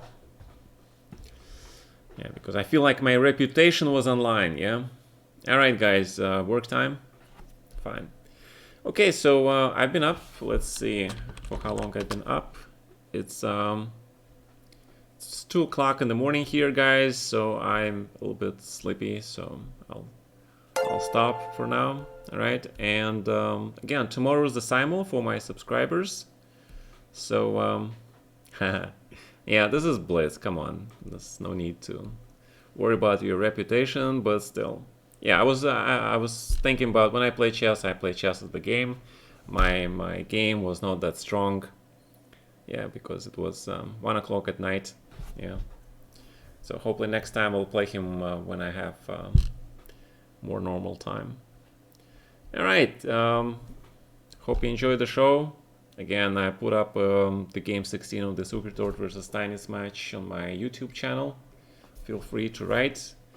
And hope to see you guys tomorrow for the simul. Starts the usual time, around 9 p.m. St. Petersburg time. Okay, and good night, everybody. Stay safe, guys.